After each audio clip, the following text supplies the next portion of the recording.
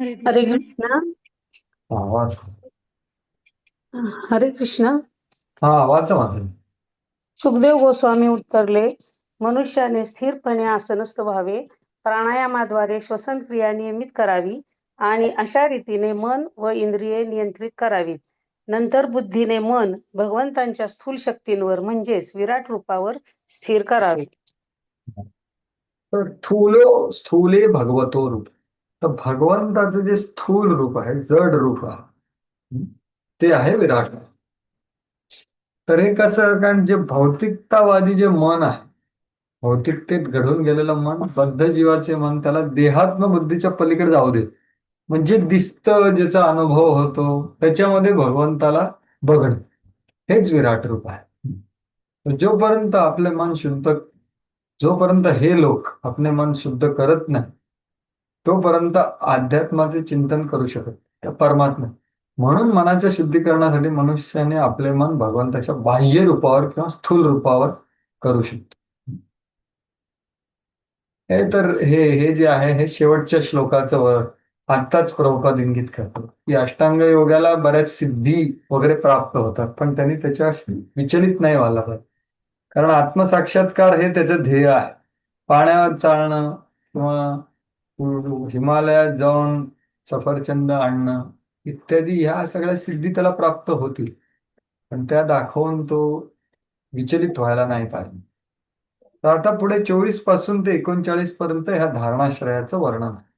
विशेषस्तस्य देहोऽयं स्थविष्ठस्य स्थवीयसाम् यत्रेदं व्यज्यते विश्वं भूतभव्य भवच्च तत्. आवाज पुढे. हरे कृष्णा. हे अरे संपूर्ण विराट असे दृश्य भौतिक जगात म्हणजे परमसत्याचे व्यक्तिगत शरीर आहे आणि या विश्वात भौतिक काळाचे भूत, भविष्य, वर्तमान असे काळ अनुभवास येतात. हरे कृष्ण. बघा, तर हे जे आहे विराट रूप, हे पूर्ण दृश्य भौतिक जगत आहे. व्यज्यते इदम व्यज्यते विश्वम, म्हणजे जे काही आपल्याला अनुभवाला येत आहे, प्रत्येक क्षणी आपण काही ना काहीतरी ज्ञानेंद्रियाद्वारे अनुभव करतो. तर ते काय आहे? ते काय आहे? भगवंताचं विराट रूपच आहे. तिन्ही काळामध्ये भूत, भव्य, भवश्चत, सगळ्या काळांमध्ये आपण जो अनुभव करत आहे, हे सगळं काय आहे? हे सगळं सगळं विराट रूपच आहे. म्हणूनच भक्तांसाठी सुद्धा हे जाणणं गरजेचं आहे की कसे भगवंतच हे सगळं अनुभव आपल्याला देत आहे. खरं या जड प्रकृतीमध्ये काहीही रस नाही, काही, म्हणजे जड आहे ना, ती मेलेलं आहे. मॅटर, पदार्थ हा पूर्णपणे जड आहे. तरीही आपल्याला त्याच्यात काही आनंद का मिळतो? कारण भगवंताची उपस्थिती. जसं रसोहम अपसु कौंतेय प्रभाष्मी ससस. तर हे आहे, हे विराट रूपाच्या उपस्थिती. पण ते काय आहे? असं, म्हणजे ते लपलेलं आहे, म्हणूनच त्याच्यावर चिंतन असं इथे वर्णन. तर भौतिक व आध्यात्मिक कुठलीही गोष्ट ही भगवंताच्या शक्तीचा विस्तार आहे. आणि भगवद्गीतेत 13.13 म्हणजे काय आहे? सर्वतः पाणिपादम तर सर्वतक्षि शिरोमुखम सर्वच्युतिमल लोके सर्वोत्तम आविष्टम तिष्ठती. भगवंत सगळीकडे, त्यांचे डोळे आहेत, त्यांचे नेत्र आहेत, त्यांचे कान आहेत, सर्व अवयव सगळीकडे आहे. ते पाहू, ऐकू आणि स्पर्श करू शकतात व कुठेही प्रकट होऊ शकतात. म्हणजे काय? त्यांच्यामुळेच आपल्यालाही पाहायला मिळतं. त्यांच्याच अनुभवामुळे आपल्याला, बघा, प्रत्येक गोष्ट, आता मी हे पाणी पितोय, त्याचं चव पहिले परमात्मा अनुभवतो, मग मी अनुभवतो. पुढच्या तात्पर्यामध्ये प्रभुपाद हे सांगतील की आपण पूर्णपणे त्यांच्याशी, त्यांच्यावर अवलंबून आहे.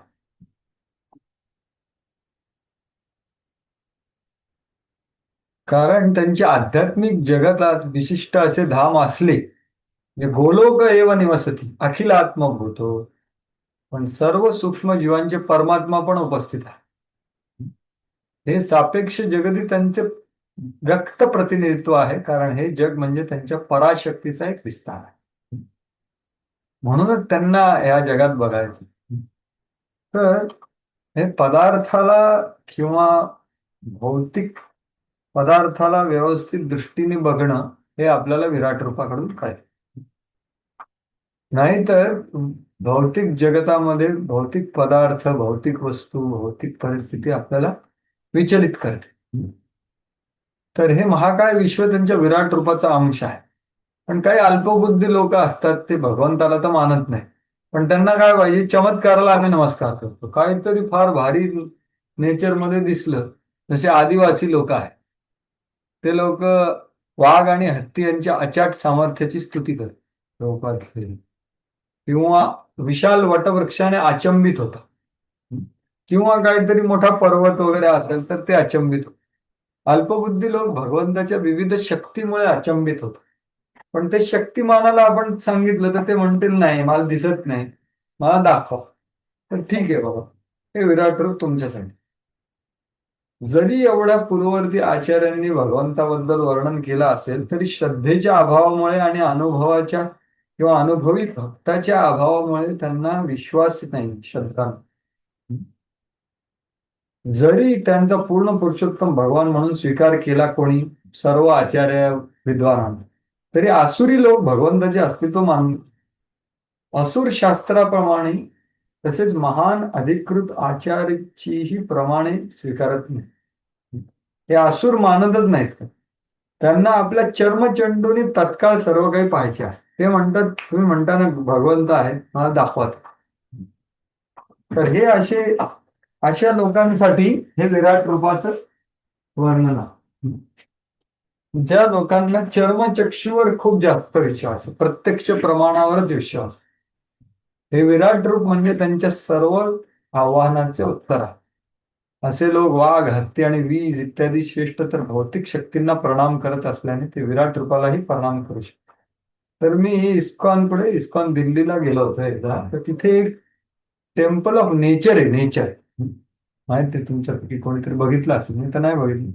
पण आजकाल अशी मंदिरे येत आहेत की त्यांना माहित नाही की शक्तीची ती उपासना करतात, पण शक्तिमान कोण आहे त्याच्या मागे ते नाही जाणू शकत.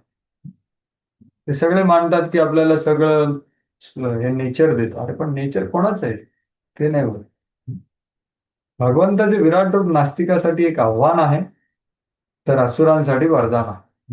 कारण ते विराट रूपाचे चिंतन करून आपल्या हृदयातील मलिनता स्वच्छ करू शकते आणि नजीकच्या काळात भगवंताचे दिव्य रूप पाहण्यास पात्र होते. तर हेच आहे पहिला सोपान, भगवत साक्षात. नास्तिक आणि भौतिकतेत अत्यंत घडून गेलेल्या लोकांवर हीच परम कृपाळू भगवंताची कृपा आहे. तर ह्याचा वास्तविक काय अर्थ होतो की जो आसक्त योगी आहे त्याच्यामध्ये आत्ता काय आहे, राग आणि द्वेष आहे, स्पर्धा, असूय इत्यादी गोष्टी आहेत. तर तो भौतिक जगतामधली कुठलीही गोष्ट बघतो किंवा ऐकतो तेव्हा तो हे भगवंताचा कुठला तरी अवयव आहे देहाचा, असं तो चिंतन करत तर त्याचं हृदय शुद्ध होत. हेच समोर तुम्हाला दिसतंय चित्तचक्रवर्ती ठाकूरांचं. भगवत विभूतित्वात म्हणजे दृश्य, श्रव्य आदी वस्तुमात्रांना, जे काय आपण बघतो आणि ऐकतो त्या सगळ्या विषय वस्तू हे भगवंताची विभूतीच आहे. यत्यत विभूती मत सत्वम श्रीमतोजितमेव वा तत्ततेवावगच्छत्वम मम तेजंस संभवम.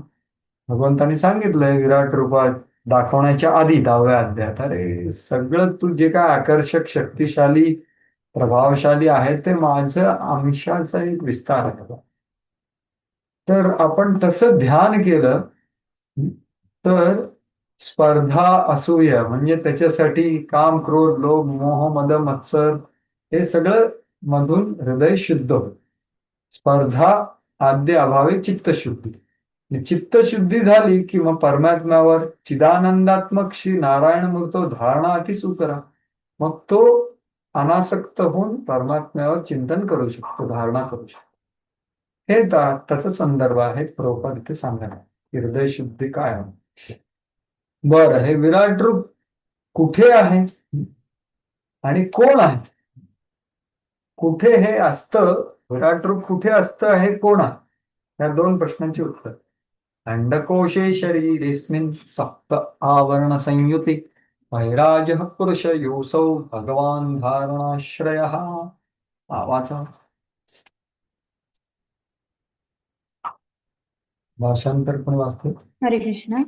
7 भौतिक तत्वांच्या आवरणांनी आवृत्त असलेल्या ब्रह्मांडामध्ये जे भगवंताचे महाकाय विश्वरूप आहे ते विराट रूपाच्या संकल्पनेचा विषय आहे. तर बघा, हे जे आहे विराट रूप, त्याला वैराज पुरुषो असं म्हणतात. तर वैराज ब्रह्म, तर त्यालाही भगवान म्हटलेलं आहे. का? कारण ते भगवंतावर अवलंबून आहे, म्हणून ते पण भगवान. धारणाश्रय. धारणाश्रय म्हणजे काय? धारणा ज्या ऑब्जेक्ट म्हणजे ज्या वस्तूवर केली जाते, तर ती खरी व्यक्ती आहे, पण ती व्यक्तीवर त्यांचा विश्वास नाही, म्हणून ते विराट रूप म्हणून सांगितलं. त्याला म्हणतात धारणाश्रय. जेव्हा परमात्मा धारणाश्रय असतो तेव्हा डायरेक्ट भगवंत नारायण. तर अंडकोश म्हणजे हे पूर्ण जे ब्रह्मांड आहे त्याच्यामध्ये 7 आवरणं आहेत. भूमी, रापो, नभो, वायू, खम, मन, अहंकार आणि महत्व. हे असे मन आणि महत्व, तर असे 7 आवरणं आहेत. 500 कोटी योजनांचं एवढं मोठं हे जे ब्रह्मांड आहे, हेच खरं वैराज पुरुष आहे. हेच इथे सांगितलेलं आहे. तर याचं वर्णन आहे. भौतिकतावादी लोक सूर्यासारख्या विशाल असंख्य ग्रहलोकांचा समावेश असलेल्या प्रचंड ब्रह्मांड पोकळीची खूपच अपूर्ण असली तरी कल्पना करतात. ठीक आहे बाबा, ब्रह्मांडाची पोकळी आहे, तिथे बरंच काय काय, पण त्यांना दिसतं काय? फक्त एक आकाश दिसतं तिथे, डोळ्यावर वरती आकाश पकडू, बाकी कल्पना करायला काय करू शकतो. पण त्यांना ज्ञान नसते की हे ब्रह्मांड एवढंच नाहीये, इतरही हजारो करोडो ब्रह्मांड आहेत आणि प्रत्येकाला एवढ्या मोठे 7 लेयर्स आहेत, आणि त्याचे एक एवढं प्रचंड मोठं आहे 500 मिलियन योजना. तर हे त्याची कल्पना करणं पण शक्य नाही, पण त्याचंच वर्णन आहे. तर हे वैराज पुरुष असं म्हटलेलं आहे. तर हे विराट रूप काय आहे ते आपण सोप्या एक उपमेनी समजून घेऊ. बघा, जसं आपल्याला बघा व्यष्टी आणि समष्टी या दोन जे शब्द आहेत ते समजा. लोकल आणि ग्लोबल, पिंडे तथा ब्रह्मांडे, हे तुम्ही ऐकलं असेल. पिंडामध्ये जे असतं ते ब्रह्मांडात असतं. तर व्यष्टी म्हणजे पिंड, समष्टी म्हणजे ब्रह्मांड. तर व्यष्टीमध्ये जसं असतं तसंच समष्टीमध्ये असतं. तर आपला जसा देह आहे, स्थूल देह आहे की नाही, मग आपलं जे आपण बघू शकतो, स्पर्श करू शकतो, त्याचा सुगंध घेऊ शकतो, ते भूमी, रापो, नलो, वायू, खमने बनले स्थूल देह आपला. तसंच आपला सूक्ष्म देह आहे, तो दिसत नाही पण अनुभव करू शकतो. तो काय आहे? मन, बुद्धी आणि अहंकाराने बनला. आणि ही स्थूल आणि सूक्ष्म देह कोणाचा? तो आहे आपला, त्या जीवाचा. आणि त्याचा परमात्मा कोण आहे? शिरोदक्षाई विषय. हे झालं व्यष्टी. पण हे जे पूर्ण जे ब्रह्मांड आहे ना, ते सुद्धा, त्याचा सुद्धा जो जीव आहे तो 4 डोक्यावाला ब्रह्मा, आणि त्याचा परमात्मा आहे गर्भोदक्षाई विष्णू.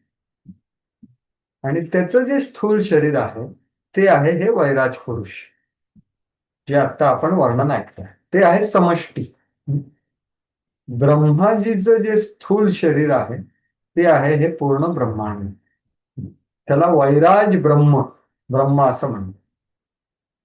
आणि ते ब्रह्माजीचं जो सटल म्हणजे सूक्ष्म शरीर आहे ते आहे सर्व आपण सगळे जीवात्मा,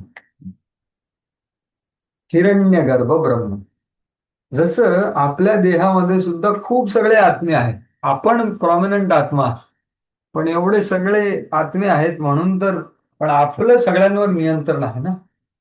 आपण कुठे इथे खाज आली तर लगेच खाजवू शकतो. तसंच ब्रह्माजी हे या पूर्ण ब्रह्मांडाचे त्यांचं शरीर आहे. त्याच्यामध्ये आपण भरपूर सगळे आत्मे आहोत, वेगवेगळे कार्य करू शकतो. जसं कोणाला कृमी झाले पोटामध्ये, तर ते आपण जे खातो ते कृमी खाऊन घेतात की नाही? ते कृमीला पण काही स्वतंत्रता असते आपल्या शरीरामध्ये, तोही एक वेगळा आत्मा असतो. तसं आपण सगळे जे आत्मे आहे या ब्रह्मांडातले, त्या सगळ्यांना एकत्र केलं ते आहे हिरण्यगर्भ ब्रह्म. ते आहे त्याचं सूक्ष्म देह. आणि कोण आहे त्याचा आत्मा? एका ब्रह्मांडाचा ब्रह्मा, चार डोकेवाला ब्रह्म. आणि त्याचा परमात्मा कोण आहे? गर्भोदक्षाई विष्णू. गर्भोदक्षाई विष्णूंनीच हे तयार केलेलं आहे. तर आता हे समजण्यासाठीच पुढे हे सांगितलेलं आहे. तर पुढे आपण बघूया की कसं ध्यान करायचं वेगवेगळ्या अंगांवर. तर ते 26 ते 28 मध्ये त्यांच्या पायापासून डोक्यापर्यंत कसं वेगवेगळे 14 लोक आहेत.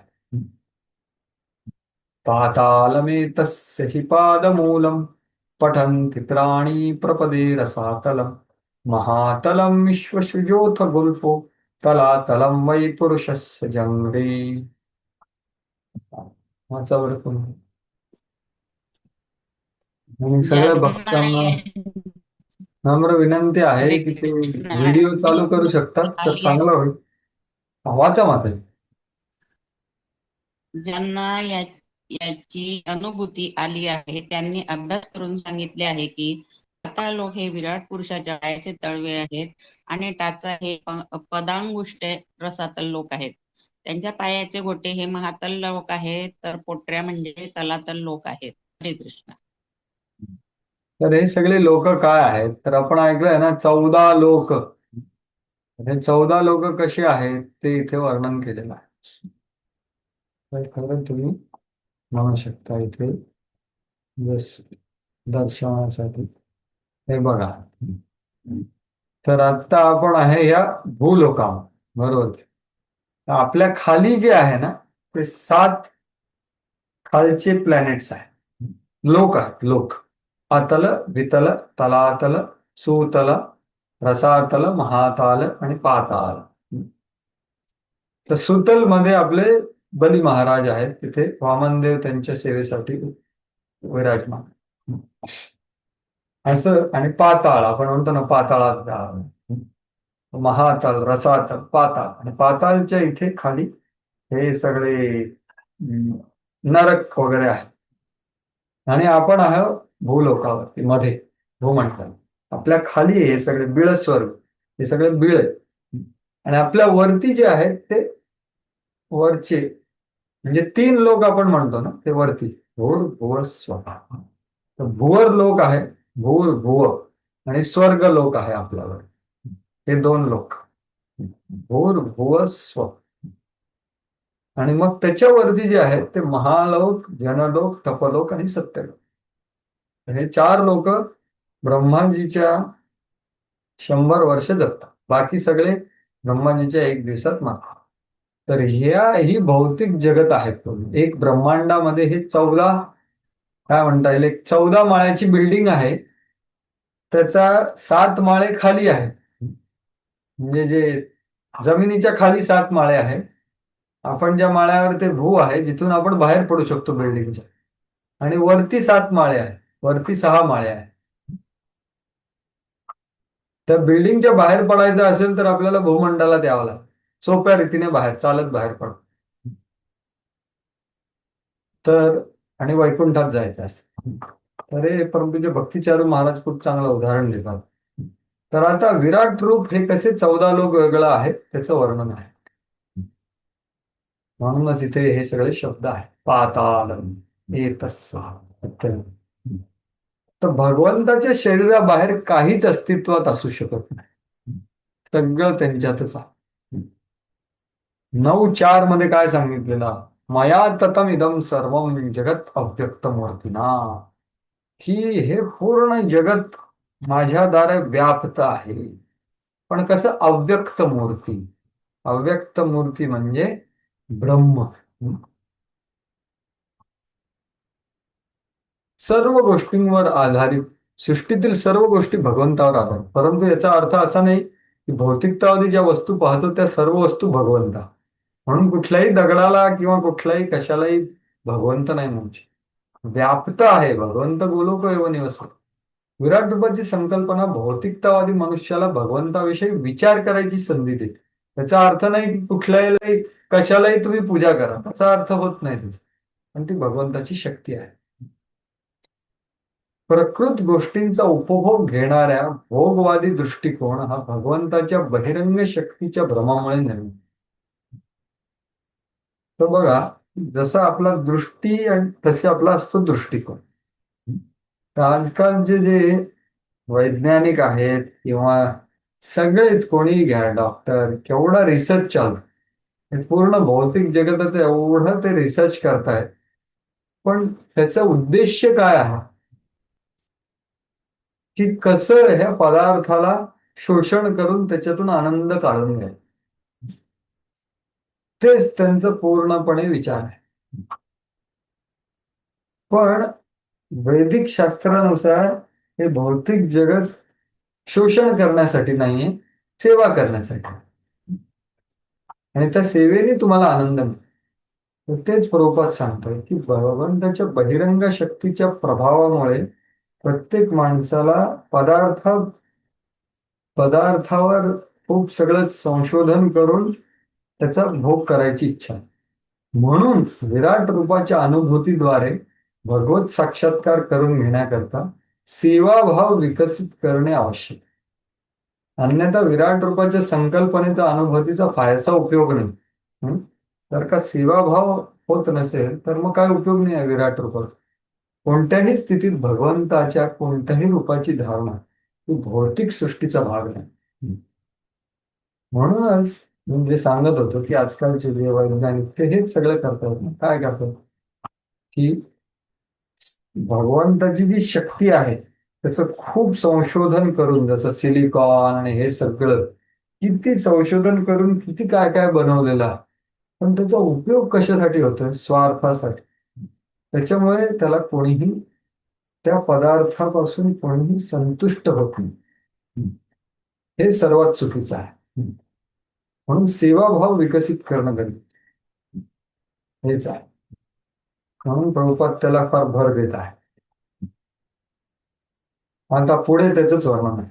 बीजानुनी सुतलम विश्वमूर्ते रुरुद्वयं वितलं चातलं च महितलं जगनं महीपते नभस्थलं नाभिसरो गृह्णन्ति. आपण सांगू का वाचायला? तुम्ही कोण वाचतोय?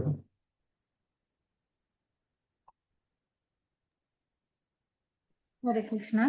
हा, वाचा असतो पटकन. गुडघे म्हणजे शीतल लोक, दोन मांड्या म्हणजे वितल आणि अतल लोक, नितंब म्हणजे महातल लोक, तर अंतरिक्ष म्हणजे त्यांचे नाभिस्थान आहे.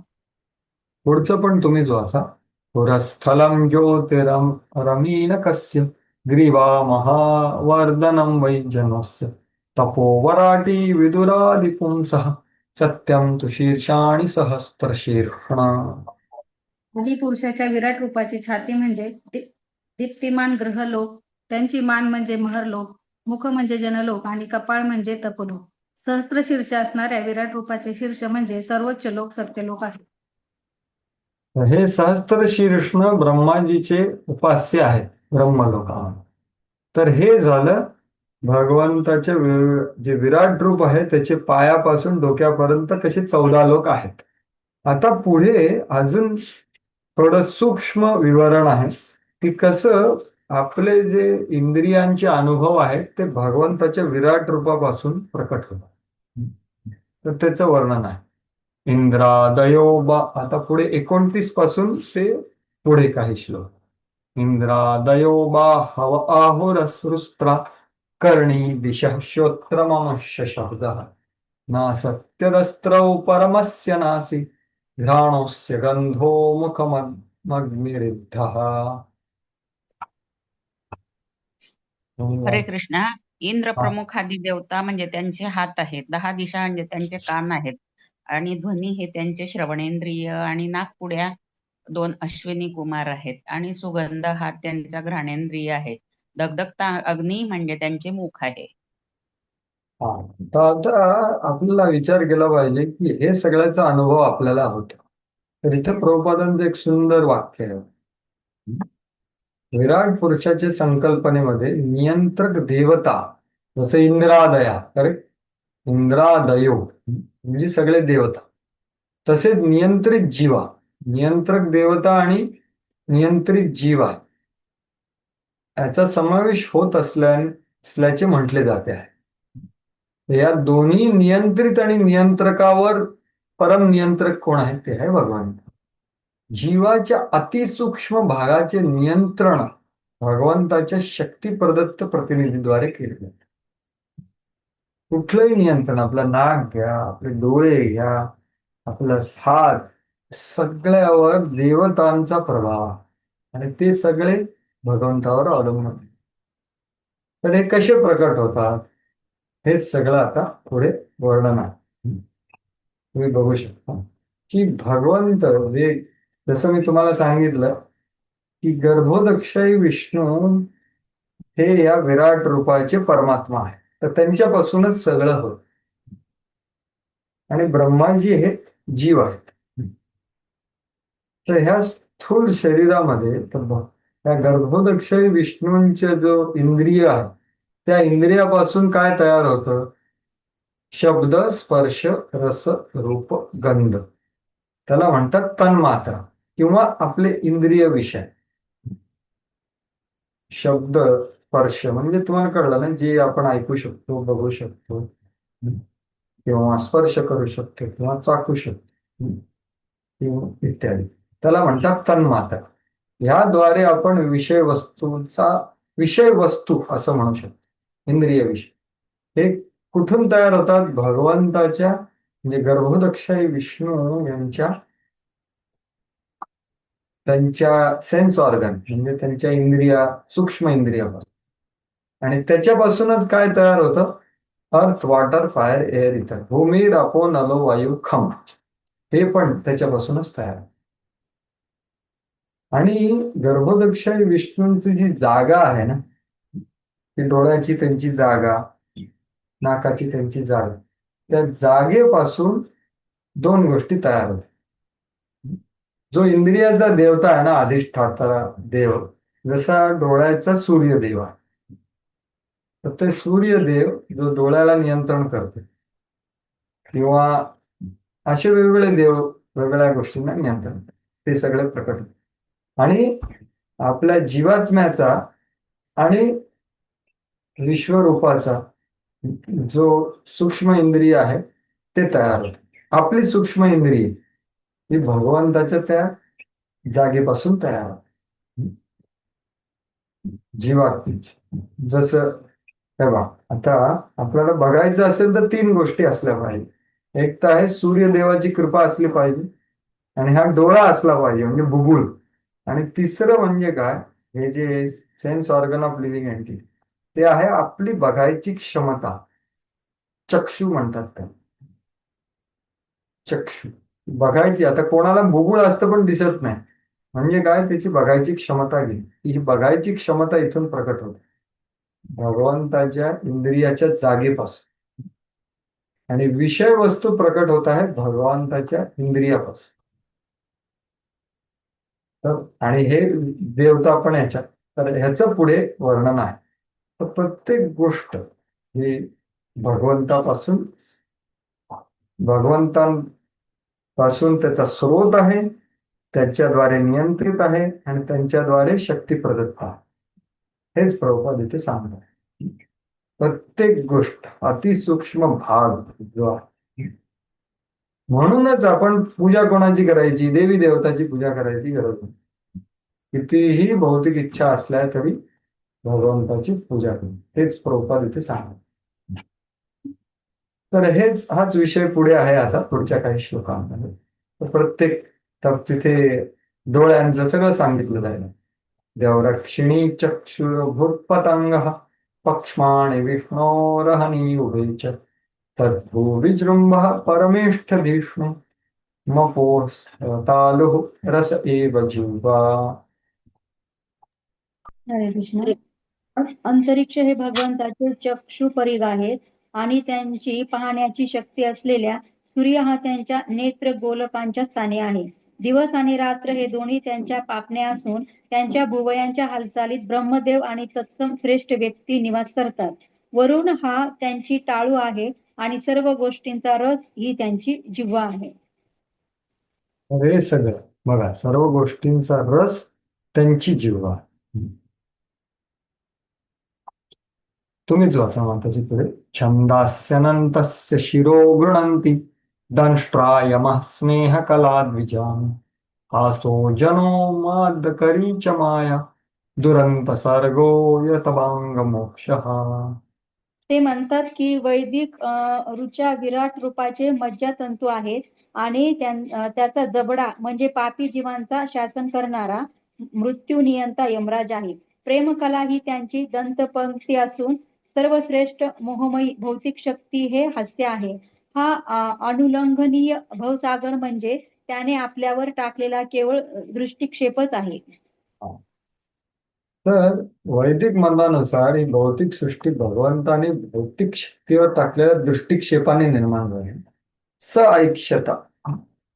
आपण हे भगवंतांनी का बघितलं? कारण जीवात्म्याला इच्छा आहे की पदार्थाचा भोग घ्यावा, भगवंताची सेवा. तरी भौतिक दृष्टी तशीच निर्माण झाली. म्हणूनच त्यांचा दृष्टिक्षेप आहे हे भौतिक जगत, महाविष्णू.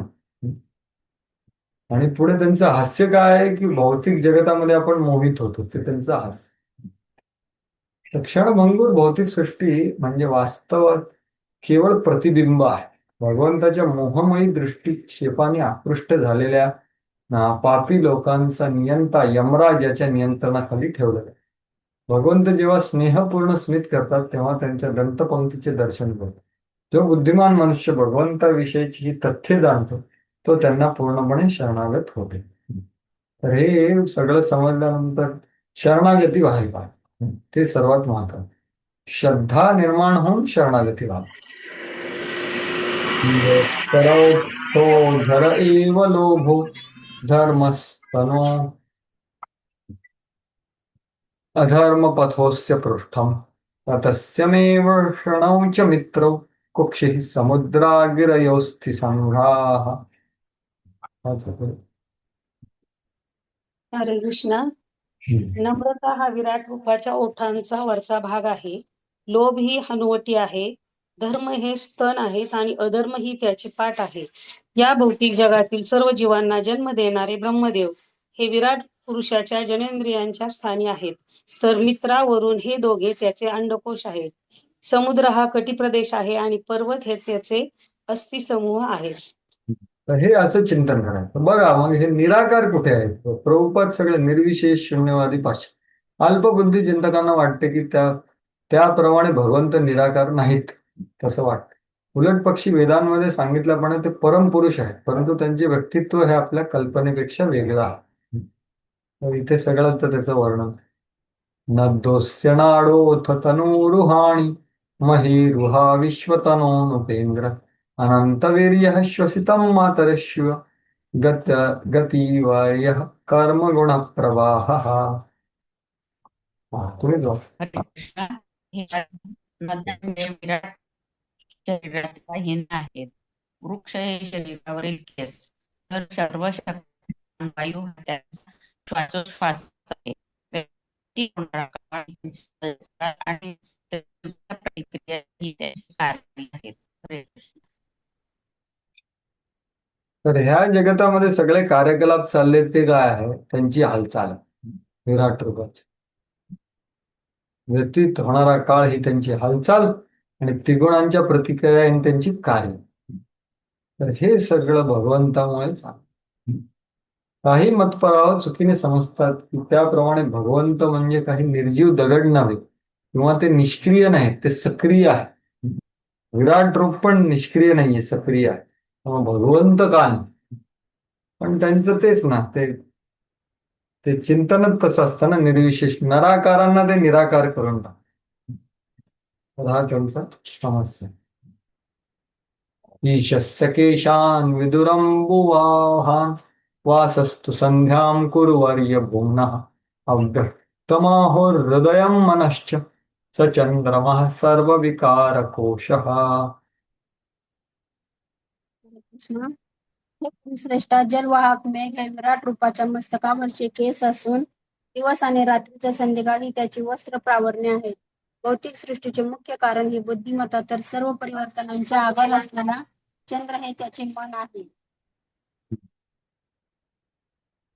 विज्ञानशक्ती महिमामनन्ति सर्वात्मतोऽन्तःकरणः गिरित्रम् अश्वाश्वयुष्प्र गजानखानि सर्वे श्रोणीदेशे. ज्ञात्यांनी सांगितल्याप्रमाणे सर्वव्यापी परमेश्वराची चेतना म्हणजे जड तत्व, महत्त्व होय. रुद्रदेव हा त्याचा अहंकार आहे. घोडे, खेचरे, उंट आणि हत्ती हे त्याची नखे असून वन्य पशु आणि सर्व चतुष्पाद प्राणी हे कटिबंध आहेत.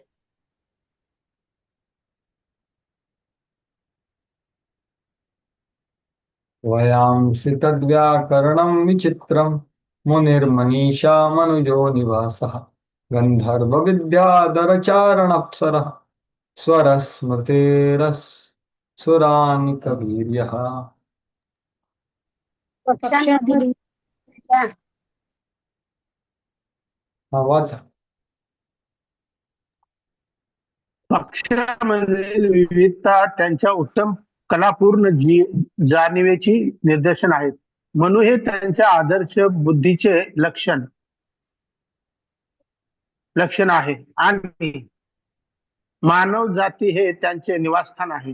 गंधर्व, विद्याधर, अप्सरा आणि चारण आदी स्वर्ग निवासी मानव हे त्यांच्या संगीताची लय आहे, तर असुर सेना ही त्यांच्या अद्भुत शक्तीचे प्रदर्शन आहे.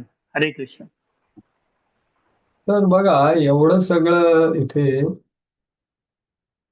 म्हणजे क्रिएटिव्हिटी, भगवंताची सौंदर्याभिरुची, मोर, पोपट, कोकिळा यांच्या कलापूर्ण विविध रंग पक्ष्यांच्या निर्मितीत पकडतो. सौंदर्य अभिरुची म्हणजे एस्थेटिक्स आहे. इथे इंग्रजीमध्ये देतात की एस्थेटिक सेन्स ऑफ लॉ, सौंदर्य अभिरुची. असे असताना परमेश्वर कसं काय निराकार असू शकतो? प्रभुपाद त्यांना हे करतायत, अरे काय निराकार. त्याची संगीताची रुची, कलाभिरुची आणि अच्युत व आदर्शाची बुद्धिमत्ता आदी गोष्टी त्याच्या परम व्यक्तिमत्वाची विविध लक्षणं आहेत. निराकार कसे असू शकतो? आणि विशेष रूपात मानव हे त्यांचे काय आहे? मनुजो निवास. मानव समाज हे परमेश्वराचे निवासस्थान आहे. याचा अर्थ असा की मनुष्य जीवन हे भगवत साक्षात्कारासाठी आणि भगवंताचे सानिध्य प्राप्त करून घेण्यासाठी. म्हणूनच त्या बिल्डिंगमध्ये मनुष्य जन्म कुठे आहे? भोवर, जिथून आपण बाहेर पडू शकतो. तर वरती भोग करायला, खाली भोग करायला, काय त्याचं हे नाही. तर हेच आहे. आणि हे चैतन्य महाप्रभूंनी हरिनाम संकीर्तनाने करायचे.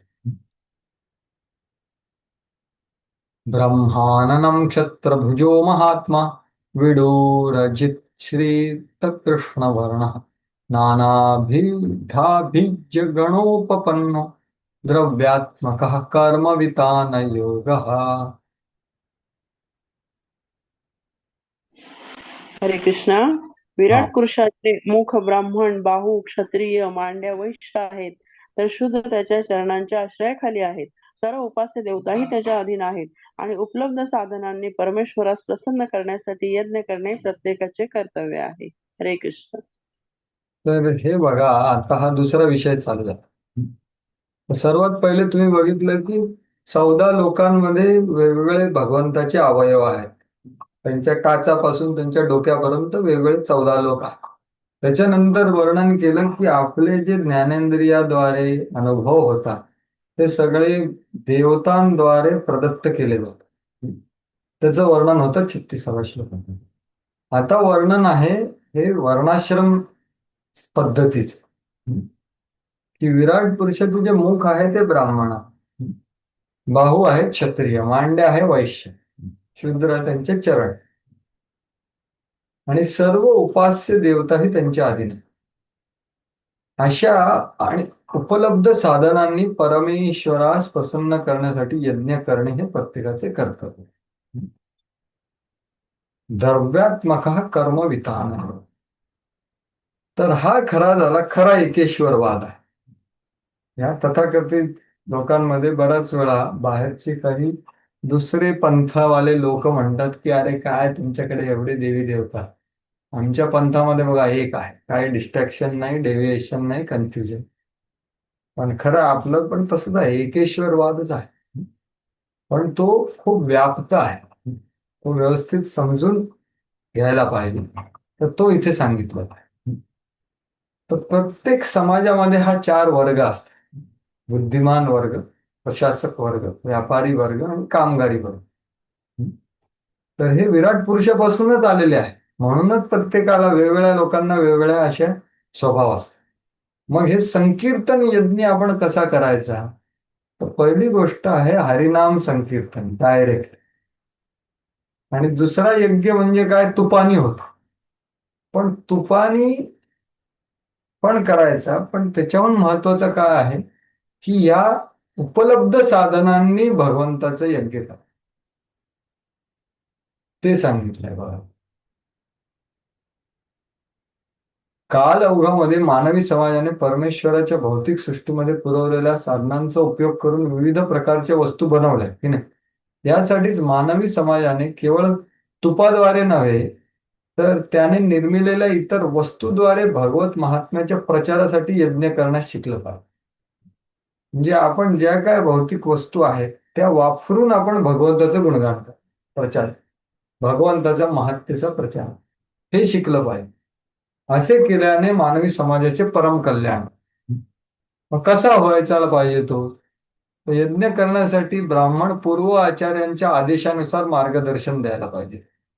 क्षत्रियांनी त्याच्यासाठी सुविधा आणि साधने उपलब्ध करून दिली पाहिजे.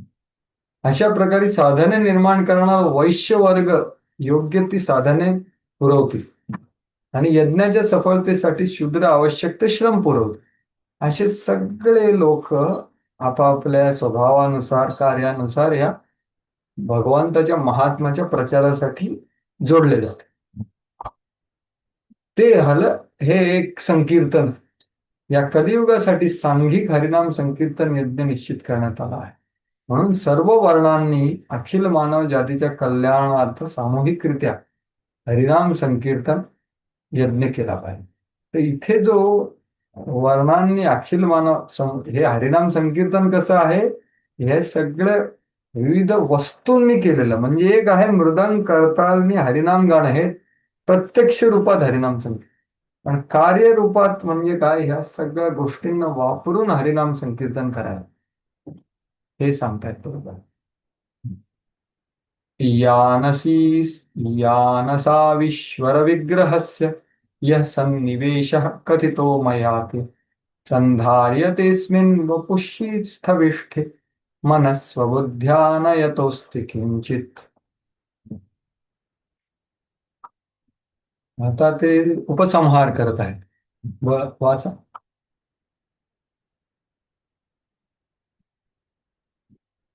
मी अशा अशा प्रकारे माताजी, वाचा वाचा वाचा वाचा मी माताजी. अशा प्रकारे तुम्हाला भगवंताच्या विराट रूपाची स्थूल भौतिक संकल्पना विषद केली आहे. मुक्ती प्राप्त करण्याविषयी जो गंभीर आहे तो आपले मन भगवंतांच्या अशा रूपावर केंद्रित करतो, कारण भौतिक जगात यापेक्षा श्रेष्ठ असे काही नाही. तर आता ते उपसंहार करतायत किंवा ठीक आहे, या विराट रूपावर चिंतन करून त्याचं हृदय शुद्ध होईल, राग द्वेषापासून तो मुक्त होईल. आणि ते मुक्त झाल्यावर त्याचे मन भगवंताच्या डायरेक्ट प्रत्यक्ष म्हणजे चतुर्भुज रूपावर तो करू शकतो. तर ह्या भौतिक जगातून या विराट रूपाच्या चिंतनाहून दुसरं काही श्रेष्ठ नाही, हे याच्यात वर्णन केलेलं आहे 38व्या श्लोकामध्ये.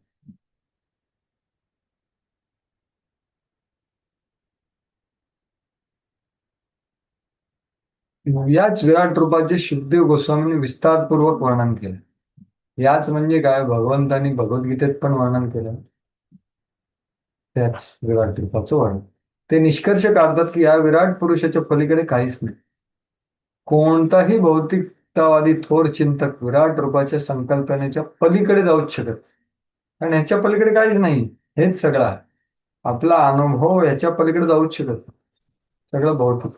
भौतिक सृष्टीचा प्रत्येक घटक हा विराट रूपाच्या अवयवाचा अंश आहे, हे जाणून चंचल मनाला एकमेव भगवंताच्या ठायी केंद्रित करण्यात येते. तर हेच त्याची एक उपयोगिता आहे की प्रत्येक गोष्ट जी आपण अनुभवतो आहे त्याचा भगवंताशी संबंध आहे. भगवंतांमुळे त्याचा अनुभव प्राप्त होतो. विराट रूपाच्या भिन्न भिन्न अवयवांचे ध्यान करण्याची ही पद्धत नास्तिकतावादाच्या आसुरी आव्हानाला अंत करेल आणि त्यामुळे भगवत भक्ती क्रमशः विकसित होते. सृष्टीतील प्रत्येक वस्तू ही परमेश्वराचा अंश असल्यामुळे परमेश्वर सर्वव्यापी आहे या ईशोपनिषदाच्या मंत्राची साधकाला क्रमशः अनुभूती होईल. अशा प्रकारे विराट रूपावरती कोणताही अपराध न करण्याची कला त्याला आवडत. अशा प्रकारचा अस्तित्ववाद परमेश्वराचे अस्तित्व झुगारून देण्याच्या प्रवृत्तीने दमन करतो. अर्थात सर्व वस्तू विराट रूपाशी संबंधित असल्यामुळे जाणून माणूस प्रत्येक वस्तूचा आदर करेल. तर हे सर्वात महत्वाचं आहे.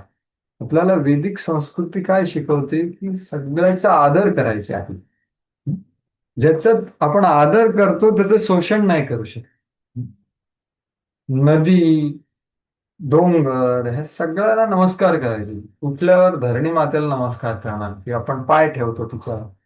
म्हणजे कसं प्रत्येक गोष्टीचं एक एक व्यक्तिमत्व आहे म्हणून त्याचा आदर ना. नाहीतर मग जड वस्तूला काय आदर. तुम्ही बघितलं असेल ना, असे एक फूट स्विच असतात काही ठिकाणी. श्रीमंत आदिशंकर भाऊ सांगत होते तिथे चौपाटी मंदिरात होते तर ते एका ठिकाणी फूट स्विच होता. फूट स्विच म्हणजे काय, पायाने तो बटन दाबतो ना आपण, तर ते दाबत होते. तर तेव्हा भक्तिरसामृत महाराज त्यांना म्हटले, बाबा तू पाय लावू नको. म्हटलं फूट स्विच आहे ना हा. अरे पण फूट स्विच आहे पण तो मंदिरातला आहे ना. मंदिरातल्या कुठेही पाय लावणं हा अनादर झाला. फूट स्विच आहे तरी. मी सांगण्याचं तात्पर्य असं की काय, प्रत्येक गोष्टीचा आदर कधी करू शकतो आपण, जेव्हा त्याला भगवंताच्या संबंधात आणि संपर्कात, आणि कसं भगवंत त्याचं नियंत्रण करत आहेत आणि त्याचं आस्वादन पण तेच देत आहे प्रत्येक गोष्टी, तेव्हा आपण त्याचा आदर करू शकतो.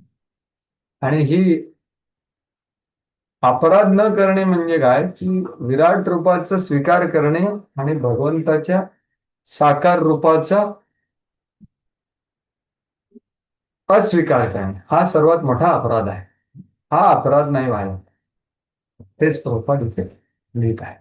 प्रभूजी इथे ईशोपनिषदचं कोणतं मंत्र आहे? मी पण तोच विचार करत होतो ऍक्च्युली. कोणाला आहे का समोर विचार? ईशावास्यमिदं सर, पहिला तर मंत्र नाही.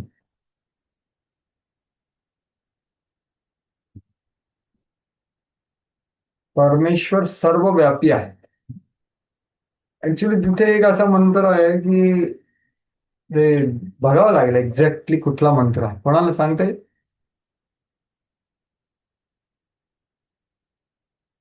बघून सांगतो. तर आता शेवटचा श्लोक आहे या अध्यायाचा. किंवा हे अष्टांग योग हे सगळं करून खूप सगळ्या सिद्धी पण प्राप्त होतात. पण त्या सिद्धीकडे बघून अनुभवून आपण विचलित नाही व्हायला पाहिजे. पण आपला जो ध्येय आहे भगवत साक्षात्कार, परमात्म्यावर ध्यान करून त्याचा साक्षात्कार, त्याच्याकडे विचलित न व्हायला पाहिजे. तर तेच दिलेलं आहे ते पुढच्या श्लोकामध्ये. ईश्वर, ठीक आहे, पहिले श्लोक वाचूया आपण. सर्वाधिवृत्य नुभूत सर्व आत्मा यथा स्वज्जनेक्षितैकः तं सत्यमानन्दधि निधिं भजेत नान्यत्र सज्जेत यतात्मपातः. भाषण.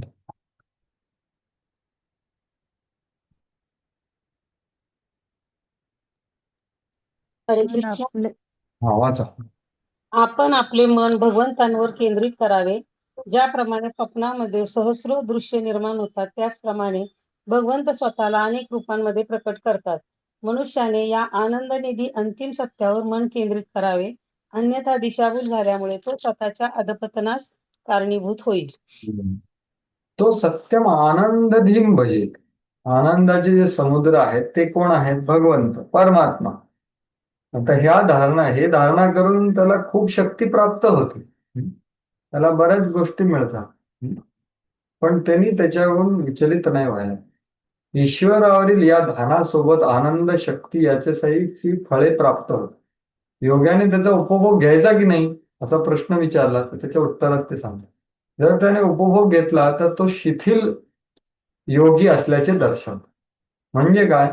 तो साधना पथापासून ढगळले, म्हणजे त्याचा जो ध्येय आहे तो विसरला आहे आणि तो आता भोगात पडले, शिथिल योगी आहे असं दर्शवतो. म्हणून त्यांनी न अन्यत्र सच्चेत, म्हणजे काय? दुसऱ्या कशालाही आसक्त नाही व्हायचं. जो तुम्हाला अनुभव होत असेल तर त्याला ग्रहण करा, पण त्याचा उपयोग साध्य प्राप्त करण्यासाठी का. जसं आज चिडादही फेस्टिवल आहे, रघुनाथदास गोस्वामींचं आज सुंदर लेक्चर देताना प्रभूजी सांगत होते, शंकर चैतन्य महाप्रभूंनी रघुनाथदास गोस्वामींना आदेश दिला की यथायोग्य विषय किंवा तुम्ही आता मरकट वैराग्य करू नका, तुम्ही संसारात राहा, यथायोग्य विषय घेऊन द्या आणि आंतरे निष्ठा कर, बाह्य लोक व्यवहार. आतून तुम्ही निष्ठा करा, बाहेर लोक व्यवहार करा. तसंच काहीतरी आहे इथं तुम्ही कारण भक्तीमध्ये पण अशा गोष्टी प्राप्त होतात. जसं भक्तीमध्ये अशा गोष्टींना वर्णन आहे तरंगरंगी, म्हणजे जसा भक्त पुढे त्याचं हृदय शुद्धी करून तो अनर्थ निवृत्ती वगैरे प्राप्त करतो, त्याच्यामध्ये एक स्टेज आहे जिथे त्याला खूप सगळं म्हणजे हे प्राप्त होत, वेगवेगळ्या प्रकारचे ऐश्वर्य प्राप्त, तरंगरंगिनी म्हणतात. पण तो त्याच्यामध्ये रंगून नाही जात किंवा अरे हे एक स्टेज आहे, भगवंताच्या सेवेमध्ये पुढे राहायचं, तर ते आहे चांगले गुण किंवा आदर सन्मान हे सगळं, पण तो त्याच्यामध्ये आनंद घेत नाही. ज्याला पुढे जायचंय पुढे जातो. तर हे तसंच हे या योग पद्धतीमधला आराधनेचे आणि भक्तीचे परम उद्दिष्ट म्हणून भगवंतावर आपले ध्यान केंद्रित करा. आत्मसाक्षात्काराचा मार्ग म्हणजे शाश्वत जीवनासाठी भौतिक अस्तित्वाविरुद्धचा संघर्ष. म्हणून माया शक्तीच्या मायावी आशीर्वादामुळे योग्याला किंवा भक्ताला त्यांना पुन्हा भवबंधनात टाकणाऱ्या अनेक प्रकारच्या प्रलोभनांना तोंड द्यावे लागते. मायादेवी तर आपल्याला चांगलं परीक्षा घेणारच आहे ना. जसं आपण पुढे जाऊ तेवढं जास्त परीक्षा आणि जास्त म्हणजे पुढे जायची. जसं आपल्या भौतिक शिक्षणामध्ये कसं एक एक परीक्षा देऊन आपण पुढे जातो, तसंच आध्यात्मिकतेमध्ये पण आहे की वेगवेगळ्या प्रलोभन येणं त्याची आपली परीक्षा आहे. तुम्हाला पाहिजे तर राहा, नाही पाहिजे तर पुढे जा. या प्रलोभनांना तोंड द्यायचंच आहे, कारण काय तो भौतिक अस्तित्वाविरुद्धचा संघर्ष आहे. प्रभुपाद सांगतात ना की कृष्ण भावनामृत अनुशीलन म्हणजे मायादेवीशी पुकारलेलं युद्ध. तर ते युद्ध पुकारल्यानंतर शांत कुठे राहणार. आणि विशेष करून जे नेते असतात, बऱ्याच लोकांना प्रेरणा देतात, त्यांनाच ते जास्त अटॅक करणार, लोकांना जास्त म्हणजे ते शिकवतात किंवा इत्यादी, त्यांना सगळ्यांना माया पडायची. पुन्हा भगवत बंधनात अनेक प्रकारच्या प्रलोभनांना तोंड द्यावे लागते. म्हणजे काय, या सगळ्या आणिमा लघिमा प्राप्ती इत्यादी या सगळ्या सिद्धी प्राप्त होते, अथवा निदान स्त्री आणि धनसंपत्तीच्या रूपामध्ये लौकिक लाभ पण प्राप्त करू शकतो. परंतु अशा प्रलोभनापासून सावध राहण्यास सांगितलेले आहे, कारण अशा माईक सुखांमध्ये गुरफटून जाणे म्हणजे स्वतःचे अधःपतन करून घेणे आणि भावबंधन दृढ करणे होय. हा इशारा समजून घेऊन मनुष्याने आपल्या केवळ सतर्क बुद्धीचे अनुसरण करावे. असंच हे शुकदेव गोस्वामी इथे सांगणार. भगवंत एव, आता इथे अचिंत्य भेद अभेद हे तत्व सांगितलं. जसं मी म्हंटलो ना, गोलोक एवं नसते अखिलात्मभूत, किंवा हे भगवंत सुद्धा 9व्या अध्यायात, 9वा अध्याय काय, परमगुह्य ज्ञान, तिथे सुद्धा ह्याच वर्णन करतायत ना. मया ततमिदम सर्व जगत अव्यक्त मूर्तीना, तात्पर्यामध्ये प्रभुपादांनी सांगितलं की कसं हे भगवंत, हे पदार्थ पण भगवंत आहेत, पण पदार्थाहून वेगळे पण भगवंत आहेत. ह्या दोन्ही गोष्टी एकाच वेळी शक्य होतात, कारण भगवंतामध्ये अचिंत्य शक्ती आहे. म्हणूनच प्रल्हाद महाराजांनी एक खांब न बघता भगवंताला बघितले, पण त्याच ठिकाणी हिरण्यकश्यपूने भगवंताची शक्ती बघितली. कसं शक्य आहे? अचिंत्य शक्ती, अचिंत्य भेद अभेद हे भगवंत करू शकतो. तेच प्रभुपाद इथे सांगतात. एक एव अद्वितीय ब्रह्म असं एक वेदांत सूत्र आहे, तेच प्रभुपाद सांगतात. परंतु त्याची अनेक रूपे आहेत. ते सर्व भूत हृदयस्थित परमात्मा. आपण जेव्हा कोणत्याही गोष्टीचे अवलोकन करतो किंवा एखादी कृती करतो, तेव्हा त्याची जाणीव असावी की आपले पाहणे आणि करणे हे दुय्यम स्वरूपाचे आहे. प्राथमिक द्रष्टा व करता तर भगवंत आहे. कोणतीही वस्तू भगवंताने पाहिल्या वाचून आपण पाहू शकत नाही. हाच वेद उपनिषदांचा संदेश आहे. तर यांनी मी सुरुवात पण केली होती ना, हेच इथे सांगितलेलं आहे. आत्मा आणि परमात्मा यातील एकाच वेळी भिन्नत्व दर्शवणारा सिद्धांत अचिंत्य भेद तत्वरूपात चैतन्य महाप्रभूंनी प्रतिपादित केलं. तर हे आपण कधी समजू? जेव्हा विराट रूपाचं समजू. विराट रूप म्हणजे सर्व सजीव आणि निर्जीव वस्तूचा परमात्मा. कारण म्हणूनच भगवत 7व्या अध्यायात सांगतायत ना की पाण्याच्या स्वादाच्या आनंदापासून धार्मिक संभोगाच्या आनंदापर्यंत सगळे आनंद, सगळे अनुभव हे माझ्या उपस्थितीमुळे आहे. सूत्रे मणिगणा आहे, मत्तः परतरम नान्यत किंचित अस्ति धनंजय, मयी सर्वमिदम प्रोतम सूत्रे मणिगणा. हे जगामध्ये जसे सगळे मणी आहेत, त्याच्या मागे ते गुंफलेले आहेत, पण त्याच्या मागे धागा आहे ना, तो धागा दिसत नाही. पण तो धागा बघ अर्जुन, धागा कसा बघ, रसोहम अपसु कौंतेय पासून कामोस्मी भरतात मध्ये सगळं. तेच भगवद्गीतेत भगवंत सांगतात की त्या सूत्राला बघ, त्या मण्याकडून आकर्षित होऊ नकोस. तो मणी आकर्षित त्या सूत्रामुळे होत आहे. पाण्याची चव भगवंतामुळे आहे, किंवा धार्मिक संभोगाचं सुख भगवंतामुळे आहे. आणि मधले सगळे आनंद राहिले का? कुठला आनंद राहतो का? ते सगळे अनुभव आणि आनंद हे भगवंतांमुळे. तेच इथे प्रभुपाद सांगतात की विराट रूप म्हणजे सजीव आणि निर्जीव वस्तूचा परिणाम. विराट रूप हे सुद्धा नारायण किंवा विष्णू यांचा विस्तार आहे. अधिकाधिक पुढे गेल्यावर आपल्याला कळून येईल की भगवान श्रीकृष्ण हेच यच्च यावत वस्तूचं परमात्मा आहे. निष्कर्ष असा की मनुष्याने निशंकपणे भगवान श्रीकृष्ण आणि त्यांचे विस्तारित रूप श्री नारायण यांची उच्चीच उपासना करावी, इतरांची नव्हे. तर हे महत्वाचं की आपण, हेच मी आधी सांगत होतो की कुठलीही वस्तू भगवंत अनुभव करतात म्हणजे आपला परमात्मा तो अनुभव करतो, मग आपल्याला अनुभव मिळतो. मग केवढं आपलं त्यांचं चिंतन आणि कृतज्ञता असली पाहिजे. तर ही कशी येईल? आणि भौतिक पदार्थ किंवा भौतिक पदार्थाच्या वेगळ्या वस्तू आणि अनुभवापासून आपण भगवंताचं चिंतन कसं करूया?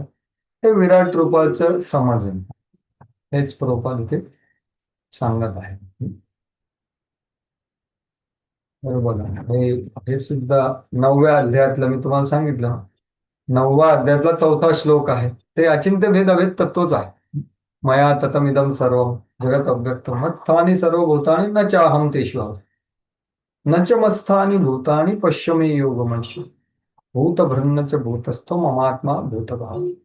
हे इथे काय सांगतात? त्याच्यात पुढचा श्लोक आहे. हे कौंतेया, कल्पाच्या अंती सर्व भौतिक अभिव्यक्ती माझ्या प्रकृतीमध्ये प्रवेश करतात, नव्या कल्पाच्या आरंभी पुन्हा निर्माण करतात.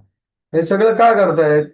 फक्त जीवात्म्याच्या भौतिक इच्छेमुळे एवढं सगळं एलॅबरेट अरेंजमेंट फॉर एका बद्ध जीवात्म्याच्या भोगास, हे भगवंताचं प्रेम आहे. ते फोर्स करते, म्हणून ते हे एवढं भौतिक जगत बनवत आहे.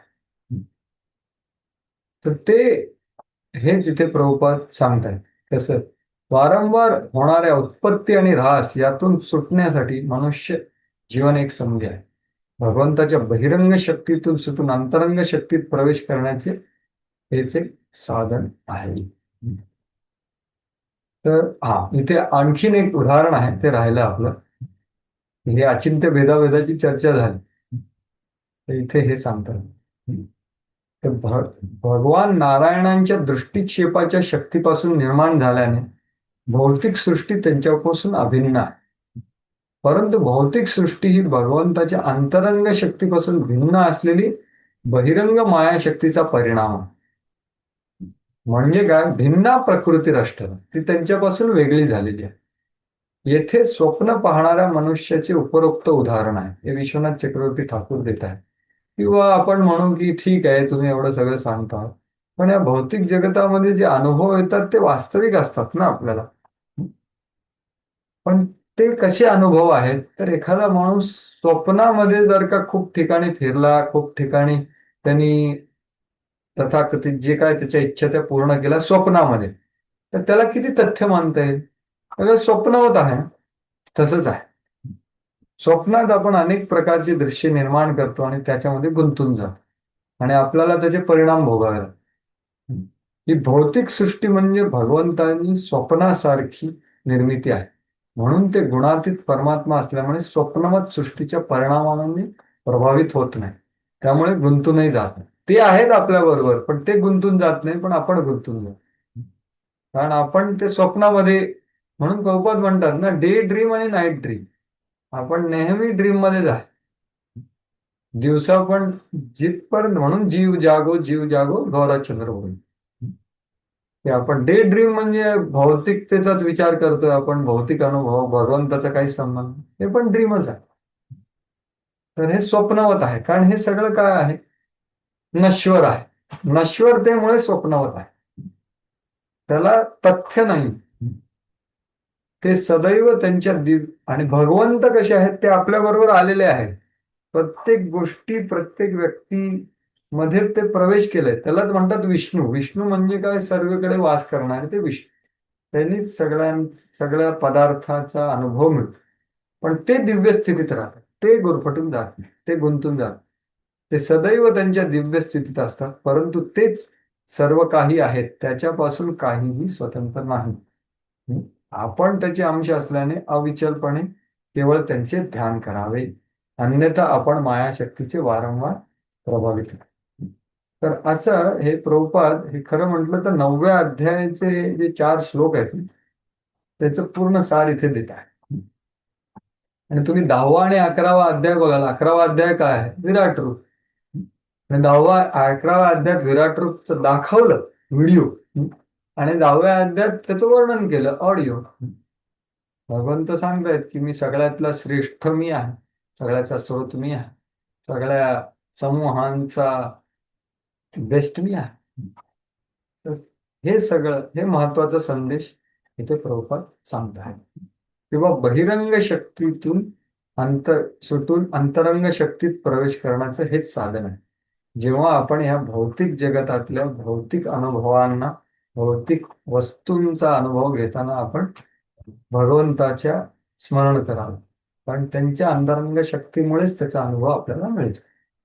अशा रीतीने श्रीमद भागवताच्या 2ऱ्या स्कंदातील भगवत साक्षात्कारातील प्रथम सोपान हा नामक पहिल्या अध्यायावरील भक्तिप्रबंध अतिशय संपन्न.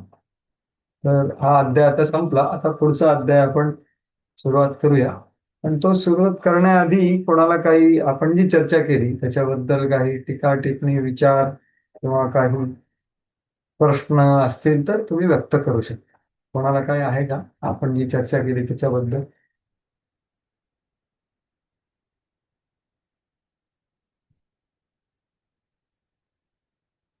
हरे कृष्ण प्रभुजी. हरे प्रभुजी, जसं हे जे तुम्ही सांगितलं भिन्न अष्टधा प्रकृती म्हणजे ही भिन्न आहे, जसं आपणही भिन्नच आहे ना, म्हणजे पण आपण अंश आहे एवढाच फरक आहे ना. हो, ही जी भिन्न आहे ती जड आहे ना. हा आपण तेच. त्याच्याहून श्रेष्ठ आहोत. जीव, पराप्रकृती आणि अपराप्रकृती. अपरा प्रकृती ती आहे बहिरंग शक्ती. भूमी रापो नलो वायू खम मनोबुद्धी अहंकार इतियमने भिन्ना प्रकृती राष्ट्र. पण आपण जे आहोत ते त्यांचे अंश आहोत आणि त्यांच्यासारखा आपल्याला सच्चिदानंद हे आहे. तर तो फरक आहे. बहिरंग शक्ती काय आहे? अचित, निरानंद आणि असत. तो फरक आहे. ठीक आहे. ठीक आहे, माझं स्पष्ट. हो प्रभू. म्हणजे ती अजून जड आहे आणि आपण सचेत आहे, म्हणजे हे हा एक मेन फरक आहे. बरोबर, एकदम बरोबर. आणि आपण त्या पदार्थाचा आनंद घेण्यासाठी आपण प्रयत्न करत आहोत या भौतिक जगतामध्ये बद्ध जीव. म्हणून या विराट रूपाचं वर्णन आहे त्या ह्याच्यापासून बाहेर पडणे. थँक्यू प्रभूजी. अजून कोणाचं काही आहे आपण जी चर्चा केली त्याच्याबद्दल?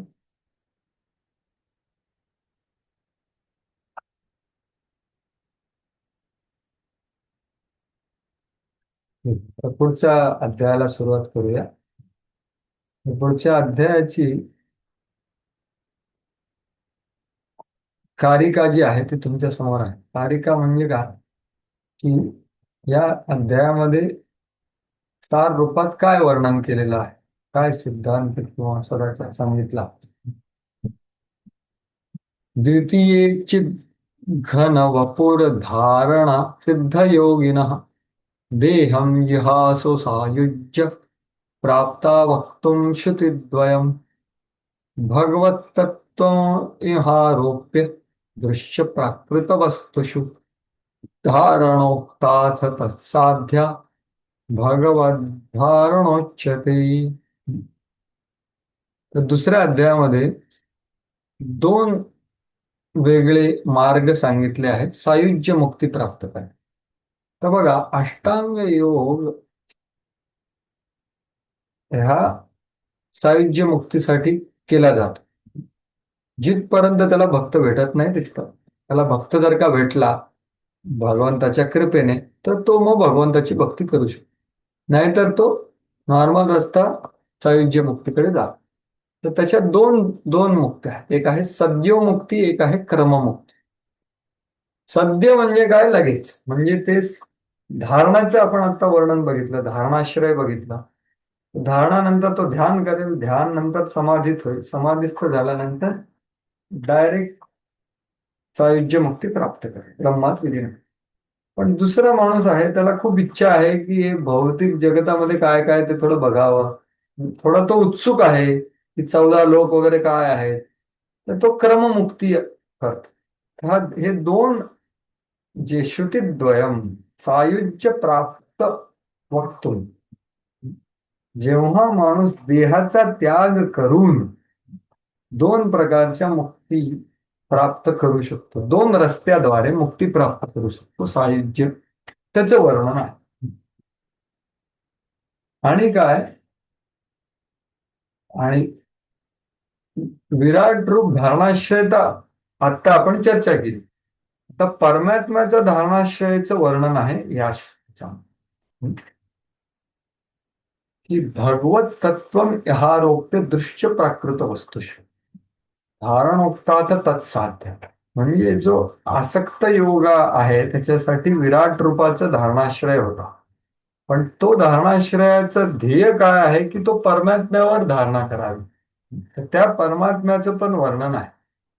हे बघा, 8 ते 14 श्लोकामध्ये धारणाश्रय, अनासक्त योगीचा जो धारणाश्रय आहे परमात्मा, त्याचंही वर्णन आहे. आणि पुढे ही आहे सद्योमुक्ती 15 ते 21 आणि मग क्रममुक्ती 22 ते 32. तर आतापर्यंत आपण हे बघितलं. आणि मग पहिल्या 7 श्लोकात काय आहे ते आपण बघू. तर हे याच सोप्या भाषेत सांगायचं झालं, जर का एका म्हणजे चित्र रूपात, तर हे स्पष्ट होईल इथे काय वर्णन आहे. बघा, हे सगळं आपल्याला काय करायचं नाहीये, पण भागवतात वर्णन आहे म्हणून आपण त्याची चर्चा करू, जेणेकरून आपलं भगवंताचं चिंतन होणार आहे. बाकी काय.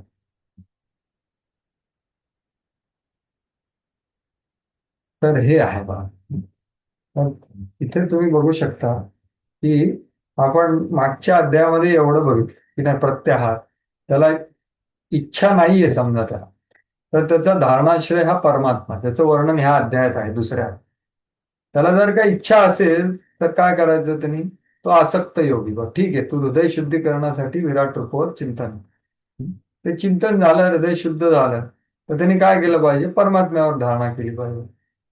परमात्म्यावर धारणा करतो आणि मग ते वेगवेगळ्या अवयवांवर ध्यान करतो, मग समाधी प्राप्त. तर ह्याच्यानंतर दोन रस्ते आहेत, सद्योमुक्ती आणि क्रममुक्ती. तर सद्योमुक्ती काय की तो षटचक्र योगा करून सायुज्य मुक्ती प्राप्त करते. सद्यो, तुरंत, इमिजिएट लिबरेशन. आणि दुसरा आहे तो जरा इच्छुक आहे, उत्सुक आहे की 14 लोक काय काय आहेत, त्याला थोडं बघायचंय, फिरायचंय आणि मग मुक्ती प्राप्त काय. तर तो काय करतो, तो फिरतो थोडा क्रमाक्रमाने वेगवेगळ्या वेगवेगळ्या ठिकाणी फिरतो ब्रह्मांडातून, आणि तो बाहेर प्रधान म्हणजे ब्रह्मांडाचे जे लेयर्स आहेत त्याच्यामधून जाऊन साहित्य मुक्ती प्राप्त. हे सगळं वर्णन आहे या अध्यायात. पण पहिले 7 श्लोकामध्ये काय आहे ते आता आपण सुरुवात करू.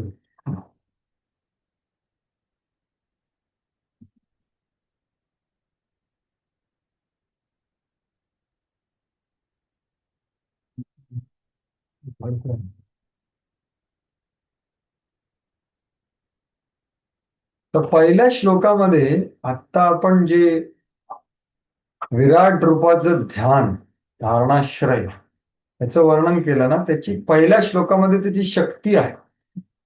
हे आपण बघितलं ना किंवा हे विराट रूपावर धारणा करून सुद्धा खूप सगळे शक्त्या प्राप्त होऊ शकतात, त्यांनी विचलित नाही व्हायचं. तर त्याचं एक उदाहरण एका श्लोकात शुकदेव गोस्वामी देतात. पहिला श्लोक तोच आहे, अध्याय 2, हृदयस्थ भगवंत. एवं पुरा धारणयात्मयोनि नष्टां स्मृतिं प्रत्यवरुद्ध्य तुष्टा तथा ससर्जे दमघोष दृष्टि यथा व्ययात् प्राग्व्यवसाय बुद्धिः.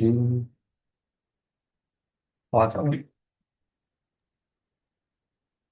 श्री शुकदेव गोस्वामी म्हणाले, सृष्टी निर्मितीपूर्वी ब्रह्मदेवांनी विराट रूपाचे ध्यान केले आणि भगवंतांना संतुष्ट करून आपली नष्ट स्मृती परत मिळवली. अशा प्रकारे पूर्वीप्रमाणे सृष्टीची पुनर्निर्मिती करणे त्यांना शक्य झाले. बघा, ब्रह्माजी बघा प्रत्येक दिवस ते झोपतात आणि पुन्हा 12 तास झोपून पुन्हा 12 तास सेवा करतात. तर ते विसरून गेले. तेव्हा त्यांनी कायसली धारणा केली, जी आपण आता चर्चा केली त्याची त्यांनी चिंतन केलं आणि मग त्यांना सगळी शक्ती प्राप्त झाली. पुन्हा त्यांनी व्यवस्थित सृजन केलं.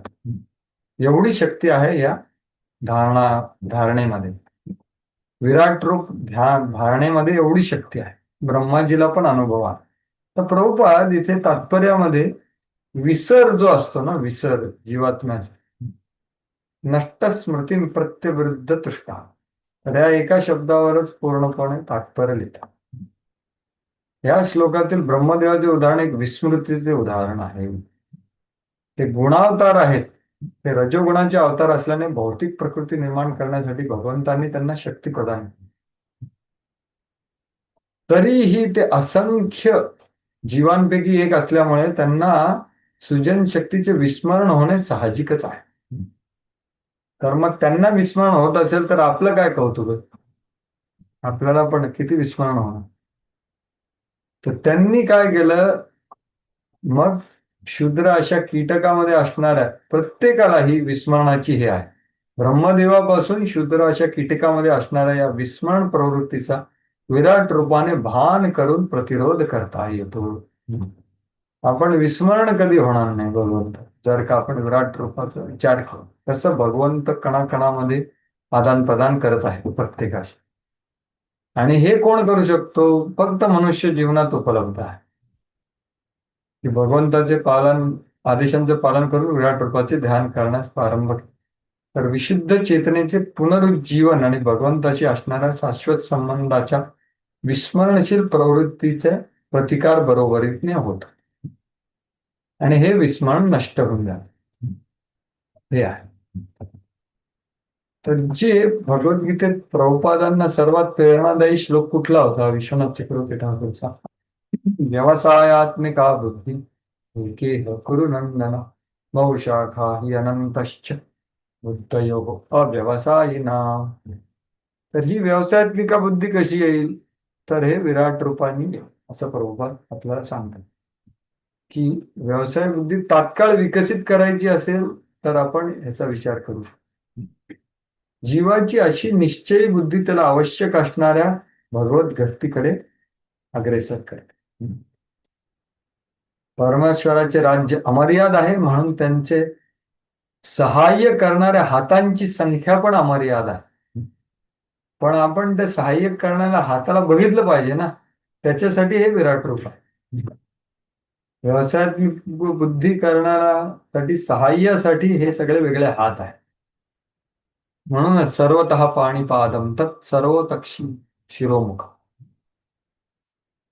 याचाच अर्थ आहे भगवंताचे विभिन्न अंश जीव हे त्यांना सहाय्य करणारे हातच आहे आणि ते सर्व भगवंताशी विशिष्ट प्रकारची सेवा करण्यासाठी आहे. तर हा समज आहे भक्तीचा. विराट रूप म्हणजे फक्त ठीक आहे बाबा, हे मला काही उपयोग नाही, मला अष्टांग योग करायचं नाही, दॅट इज करेक्ट. पण हे विराट रूप आपल्या भक्तिमय जीवनामध्ये पण उपयुक्त आहे, ते प्रभुपाद सांगतायत. ब्रह्मजीवाच्या स्थितीवर असणारा जीव सुद्धा मिथ्या अहंकारामुळे निर्माण होणाऱ्या प्रभावाने विसरतो. मग आपल्याच काय कौतुक? म्हणून भगवत भावनेची जागृती करून मिथ्या अहंकाराचा प्रतिरोध करतात. तर असं प्रभुपाद ब्रह्मदेवांकडून आपल्याला समजवतं. ब्रह्मदेवाने केलेली सेवा म्हणजे विस्मृती आणि चुकांनी भरलेल्या तथाकथित परोपकारी सेवेपेक्षा भिन्न अशा मुक्तावस्थेतील सेवेचा आदर्श आहे. ही तथाकथित समाजसेवा नाहीये, जिथे म्हणजे म्हणतो ना आपण मानव सेवा आपण करू, माधव सेवा नाही करणार. नाही, तशी ब्रह्माजीची सेवा नाही. ब्रह्माजी भगवंतावर शरण होतात म्हणून भगवंत त्याला स्मृती देतात, म्हणून ते मुक्त झाले. मुक्ती म्हणजे निष्क्रियता नसून मानवी दोष रहित सेवा आहे. तर असं हे जे विराट रूप धारणाशिवायची शक्ती आणि आपल्याला उपयोगिता ह्या तात्पर्यामध्ये प्रभुपाद सांगत आहे. आता पुढचे जे श्लोक आहेत, श्लोक संख्या 2 पासून पुढे 2, 3 आणि पुढचे 3, हे काय आहे संदर्भ? हा संदर्भ आहे, हे 2 आचार्य सांगतात की त्या जो तिथे जे सभा भरली होती ना, तिथे काही लोकांचं मत काय होतं की बा यांनी म्रियमाण माणसाने काय केलं पाहिजे. तर तिथल्या उपस्थित सभेमध्ये काही लोकांची इच्छा होती की स्वर्ग साधनम यागादिकम कर्मैव कुर्वीत, की स्वर्ग प्राप्त करण्यासाठी त्यांनी यज्ञ इत्यादी साधना आणि कर्म करावं, असं काही लोकांचं मत होतं. अत्र वेदः सर्व एव प्रमाणम, आणि मी माझं मत देत नाहीये ते म्हणते, हे वेदांचं प्रमाण आहे ना, वेदांमध्ये शास्त्र शास्त्र यज्ञ कर सांगत, स्वर्गात जा वगैरे हे कोण सांगतं? वेदांमध्ये प्रमाण आहे. तर ह्या मतांना पहिले प्रस्तुत करता आहेत, मग त्यांचं खंडन करणार आहे. तर त्याचंच वर्णन आहे. जसं वेगवेगळ्या साधनांचं वर्णन आहे. दुसरा स्कंद कशासाठी आहे? साधन तत्व, की सर्वोत्कृष्ट साधन हे भक्ती आहे.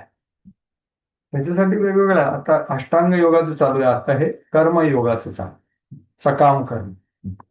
तर त्याला खंडन करण्यासाठी त्याचं वर्णन पहिले करतात आणि त्याच्याहून श्रेष्ठत्व भक्तीचं प्रस्थापित करते.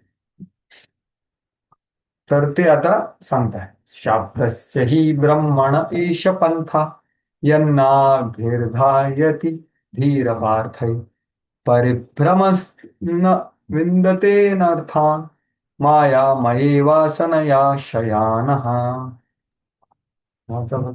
मंत्र्यांच्या रचनेची पद्धती इतकी गोंधळून टाकणारी आहे की ती लोकांच्या बुद्धीला सर्व लोकांसारख्या अर्थहीन गोष्टींकडे मार्गदर्शित करते. बद्ध जीव अशा स्वर्गीय सुखस्वप्नांच्या भोवती गुंजन करतात, परंतु प्रत्यक्षात त्यांना अशा ठिकाणी कोणत्याही निश्चित सुखाचा आस्वाद मिळत नाही. तर बघा, आता ते असे जे लोक आहेत जे म्हणतात, अरे बाबा तू यज्ञ कर आणि स्वर्गात कर्म कर. तर आणि ते म्हणतात की आमची मतं सगळी शास्त्रांमध्ये दिलीत, वेदांमध्ये दिली. त्याचा आधार आणि प्रमाण घेऊन आम्ही परीक्षित राजाला हे सांगायचे इच्छुक आहोत. हे जाणून शुकदेव गोस्वामी त्यांना सांगतात की बा शाब्दस्य ही ब्रह्मण एष पंथ. वैदिक मंत्राच्या रचनेची पद्धती. पण यन नाम ही ध्यायती धीर अपार्थई. म्हणजे अपार्थ म्हणजे काय, इथे निरर्थक कल्पनांनी असणारी खूप सगळी नावं आहेत. वेगवेगळे नाव म्हणजे काय, स्वर्ग किंवा ब्रह्मलोक किंवा पाताळलोक किंवा हा यज्ञ किंवा चंद्र, सोमरस, वेगवेगळ्या नावाने त्याचं चिंतन करून तिथे जायची त्याची इच्छा असते. पण ही सगळे निरर्थक आहे. कारण काय, परिभ्रमं तत्र न विंदते अर्थात. की जी लोकांच्या बुद्धीला स्वर्ग लोकांसारख्या अर्थहीन गोष्टीकडे मार्गदर्शन करते. कारण बद्धजीव अशा स्वर्गीय सुख स्वप्नांच्या भोवती गुंजन करते, परंतु प्रत्यक्षात त्यांना अशा ठिकाणी कोणत्याही निश्चित सुखाचा आस्वाद मिळत नाही. मायामयी वासयना शयाना. हे जे अनुभव तुम्ही जे म्हणताय ठीक आहे, स्वर्गात जाऊन काय अनुभव मिळेल, पण तो कसा अनुभव आहे, मायामय आहे, बहिरंग शक्तीचा अनुभव आहे. आणि तो कशामुळे, त्याला वासनेमुळे प्रकट होतो.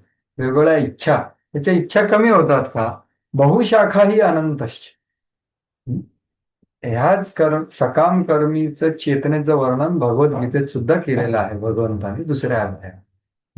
यामिमां पुष्पितां वाचां प्रवदन्ति अविपश्चितः वेदवादरतः पार्थ नान्यदस्तीति वादिनः कामात्मना स्वर्गापरा जन्म कर्म फलप्रदां क्रिया विशेष बहुलां भोगैश्वर्य गतिं प्रति.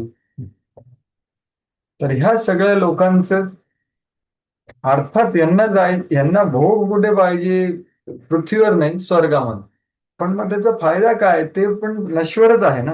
म्हणूनच पुढच्या श्लोकात ते काय सांगतात की अरे अशा लोकांची कधीही व्यवसायात्मिका बुद्धी शक्य नाही. तर हे आहे 2.42 वर. बघा, भगवद्गीतेमध्ये आणि भागवतामध्ये काय फरक आहे. ते काय म्हणतात की भोग ऐश्वर्य प्रसक्तानां तया अपहृत चेतसा व्यवसायात्मिका बुद्धी समाधौ न विधीयते. असे जे भोग ऐश्वर्याशी प्रसक्त लोक आहेत, त्या लोकांची व्यवसायात्मिका बुद्धी कशीच होऊ शकते, कारण ते स्वप्नात आहे. शयान हा मतलब का, स्वप्नवत. म्हणजे आज हे स्वप्न, उद्या ते स्वप्न, मग ते इथेच फिरत राहणं, घुमते राहील. तेच प्रभुपाद पूर्ण तात्पर्यामध्ये वर्णन करतात. किंवा हे जे वर्णन आहे हे कशासाठी आहे, जे खूप रजोगुण तमोगुणामध्ये आहे त्यांच्यासाठी हे वर्णन आहे. म्हणजे त्याच्यापासून वर यायला पाहिजे. तर हे जे वर्णन आहे शास्त्रांमध्ये, ते काही स्तरावरच्या लोकांचा उद्धार करण्यासाठी आहे.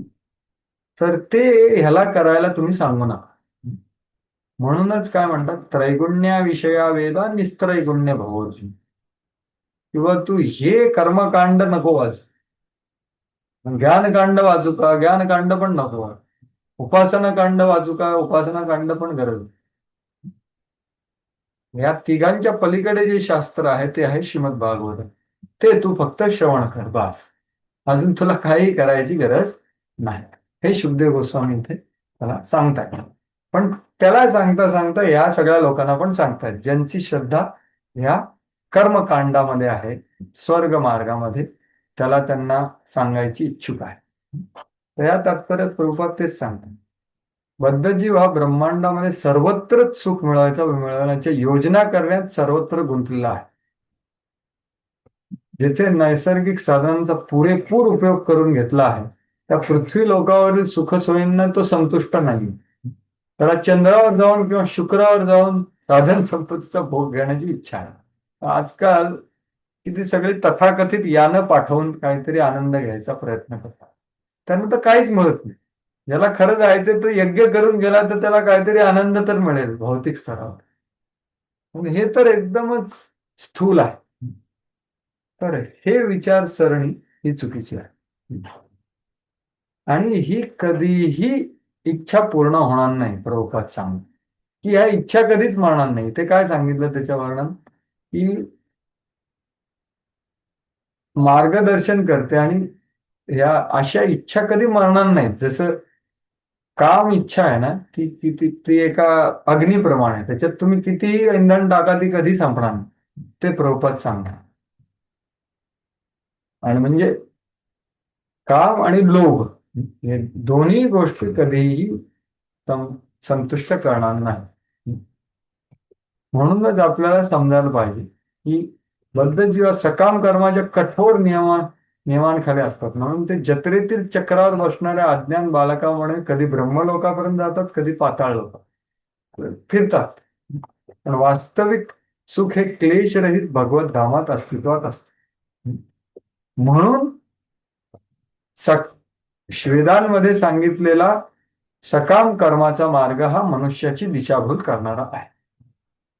आपण दुसऱ्या देशामध्ये किंवा दुसऱ्या ग्रहावर चांगल्या जीवन पद्धतीची कल्पना करतो. तर हे आजकालचे हे आहे, जास्त व्यावहारिक आहे. आजकाल लोक चंद्रबिंद्रावर जायची इच्छा नाही करत, पण अमेरिका किंवा युके मध्ये जायची इच्छा असते. का? कारण तिथे जास्त सुख सोयी वगैरे आहे. पण हे सगळं काही नाही, हे सगळं भौतिक जगत आहे, सगळं स्वप्नावत आहे. परंतु शाश्वत पूर्ण ज्ञान आणि पूर्ण आनंदमय जीवन प्राप्त करण्यासाठी आपली वास्तविक इच्छा भौतिक जगात कुठेही तृप्त होऊ शकत.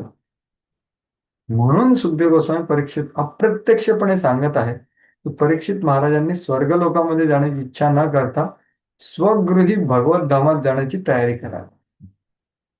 कोणतेही भौतिक ग्रहलोक तिथे राहणीमानाचे सुखसोयी स्थायी नाही आहेत. आता का प्रॉब्लेम आहे? तिथे नश्वर आहे म्हणून या जरी तात्पुरते सुख मिळत असेल तरी मनुष्याने त्याविषयी खरी उदासीनता बाळगावी.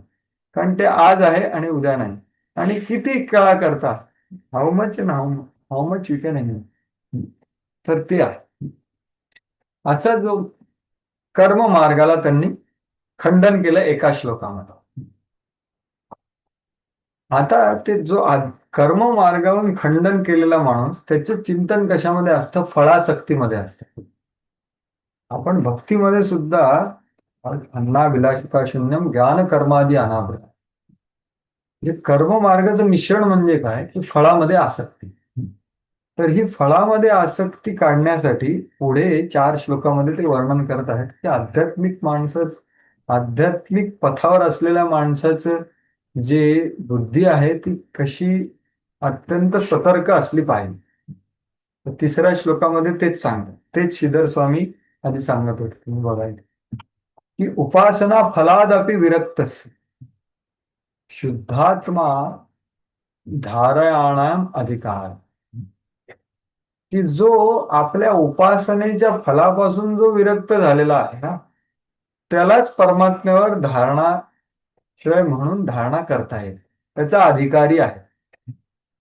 म्हणून फलाच्या ह्या धारणाश्रय त्याची शक्ती आपण पहिल्या श्लोकात बघितली. तर त्याच्यापासून विरक्ती करण्यासाठी सर्व कर्मफलांचं निंदा करता येते. तर ती निंदा करायची, हे निंदा झाली. आणि मग त्याची चेतना कशी असावी? खूप सुंदर श्लोक आहे.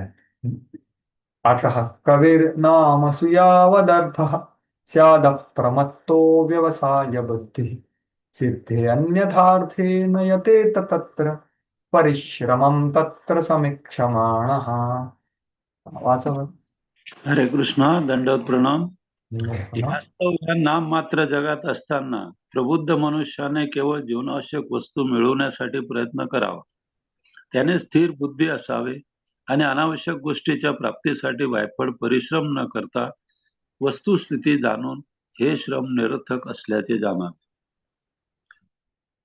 तर बघा, समीक्षमाणा हा शब्द तुम्ही ऐकला का आधी कधी? खूप सुंदर शब्द आहे. कुठे ऐकलाय कोणी दुसऱ्या श्लोकामध्ये किंवा फेमस? 14व्या अध्यायाचे ब्रह्मस्तुतीमध्ये आहे प्रभू. हा, कुठला श्लोक आहे तो? समीक्षमाणा काय बरोबर सांगितलं एकदम. समवेता काहीतरी आहे असं. हा, बरोबर आहे. तुम्ही कोणाला श्लोक माहिती आहे तो किंवा तो शब्द माहिती आहे? खूप महत्वाचा श्लोक आहे तो. भक्तीचं पूर्ण नीव आहे. भक्ती आपण कशी करा.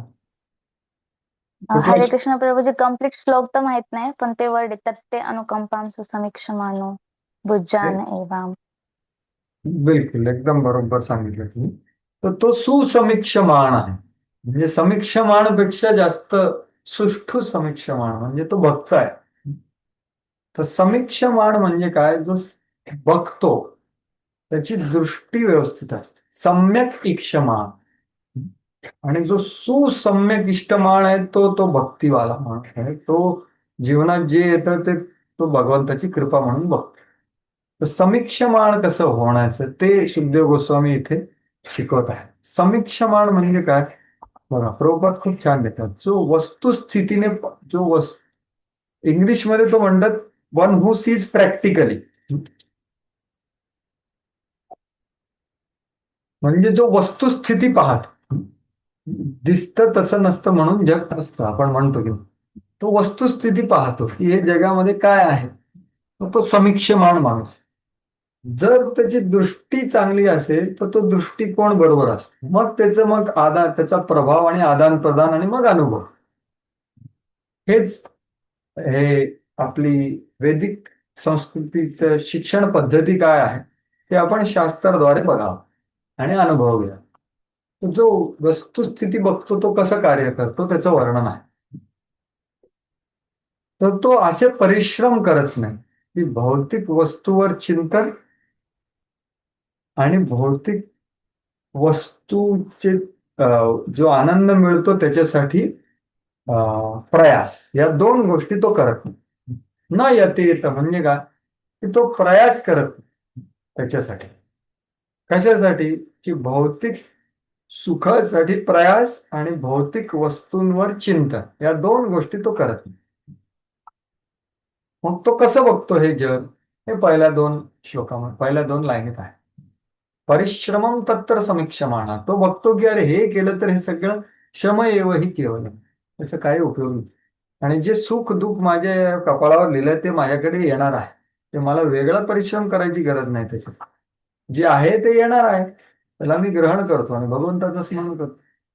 तर तो कसा बघतो? आता म्हणून म्हणजे काय? मागचा श्लोक, कवीही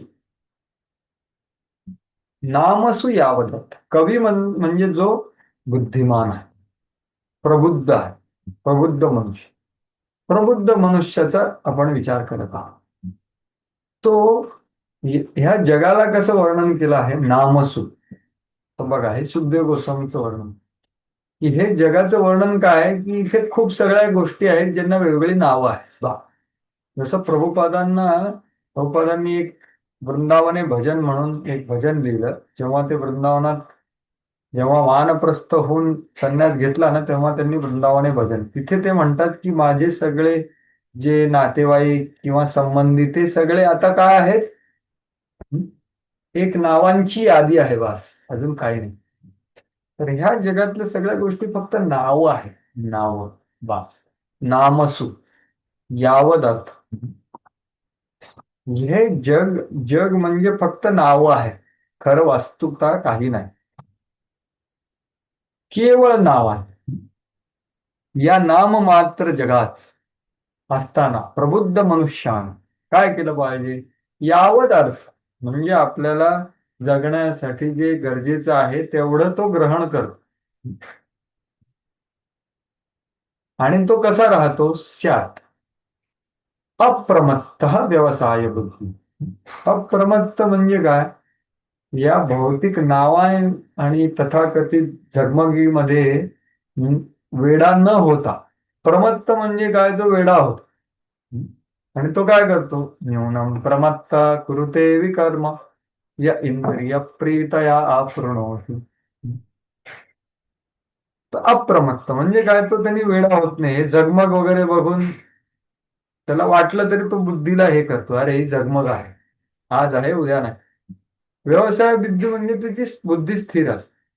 म्हणून तो सिद्ध अन्यथ अर्थे म्हणजे सिद्धी सोडून, सिद्धी म्हणजे जे त्याचा आध्यात्मिक साक्षात्कार करायचा आहे ती सोडून तो बाकी सगळं नावासारखं फक्त बघतो. मग त्याच्यासाठी तो त्या वस्तूंवर चिंतन करत नाही आणि त्या वस्तू प्राप्त करण्यासाठी प्रयास पण करत नाही. अन्यथार्थे न यती तत्र परिश्रमम तत्र. तत्र तत्र दोनदा म्हणजे हे दोन प्रकारचे तो प्रयास सोड की आपलं मनाचं चिंतनाची शक्ती वाया घालवत नाही. हा पहिला चूक. आणि तो म्हणतो अरे हे परिश्रम आहे सर, ध्याय तो विषय. आणि दुसरी शक्ती म्हणजे प्रयास, की त्या वस्तू मिळवण्याकरता तो प्रयास करतो.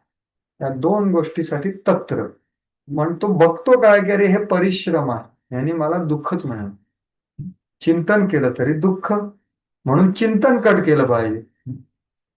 आणि प्रयास करायला लागलो तोही कट केला पाहिजे. समीक्षमाण.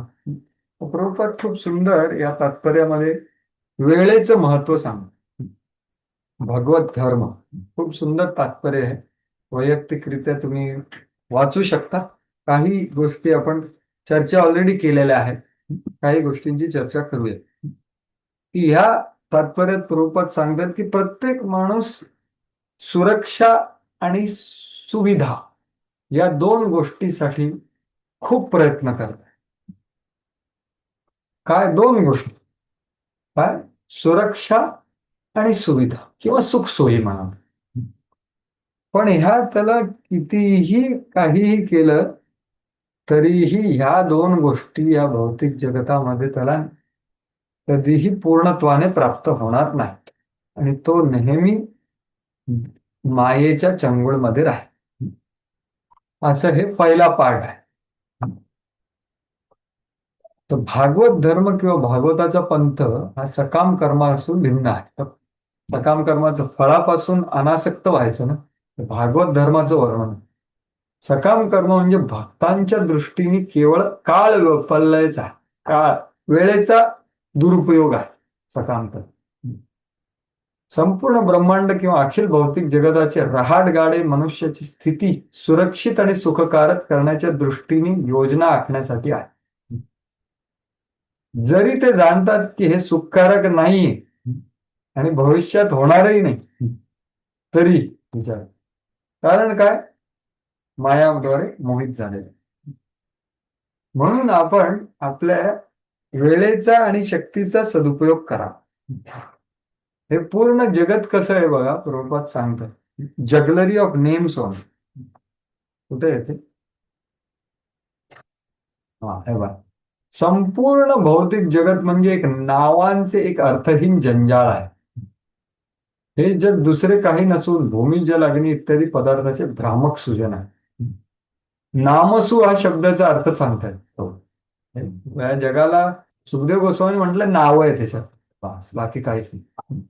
जगलरी ऑफ नेम्स ओनली, बाकी काहीच. वास्तविकता त्याच्यामध्ये काहीच नाही. म्हणून याच्यामुळे आपण मोहित न होता, भक्ताला माहिती आहे की हे सगळ्या अनावश्यक गोष्टीमध्ये मी पडणार नाही. कारण मी त्याला कसं बघेल की एक प्रभुपाद सांगतात की एक हे भौतिक जगतामधले वेगळे जे संबंध आहेत ते कसे आहेत, जे सागरामध्ये लाटेंमध्ये बुडबुडे येतात ना, तसा तो बुडबुडे येतात, थोडे मोठे होतात आणि तुटून जातात. बस एक एक एक एक तुटतात. तेच सांगतात ते सगळे की प्रत्येक कुठेच आहे बघा. मोठे मोठे राजे पुढारी सगळे लढा देतात, पण सगळ्यांचं नष्ट होत. हे सगळ्याचं वर्णन आहे. तुम्ही बघू शकता. हा, हे सांगत होते.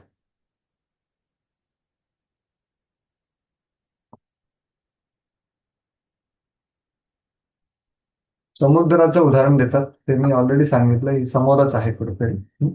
आणि पुढे प्रभुपाद फार महत्वाची गोष्ट सांग की ठीक आहे, हे भौतिक जगत तर फक्त नेम जगलरी आहे, पण मग करायला काय पाहिजे? तर जो हा या महत्वपूर्ण गोष्टीची अनुभूती करण्यासाठी मनुष्य जीवन आहे.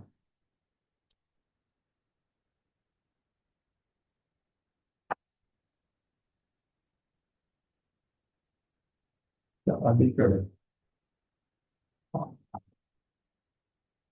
हे बघ.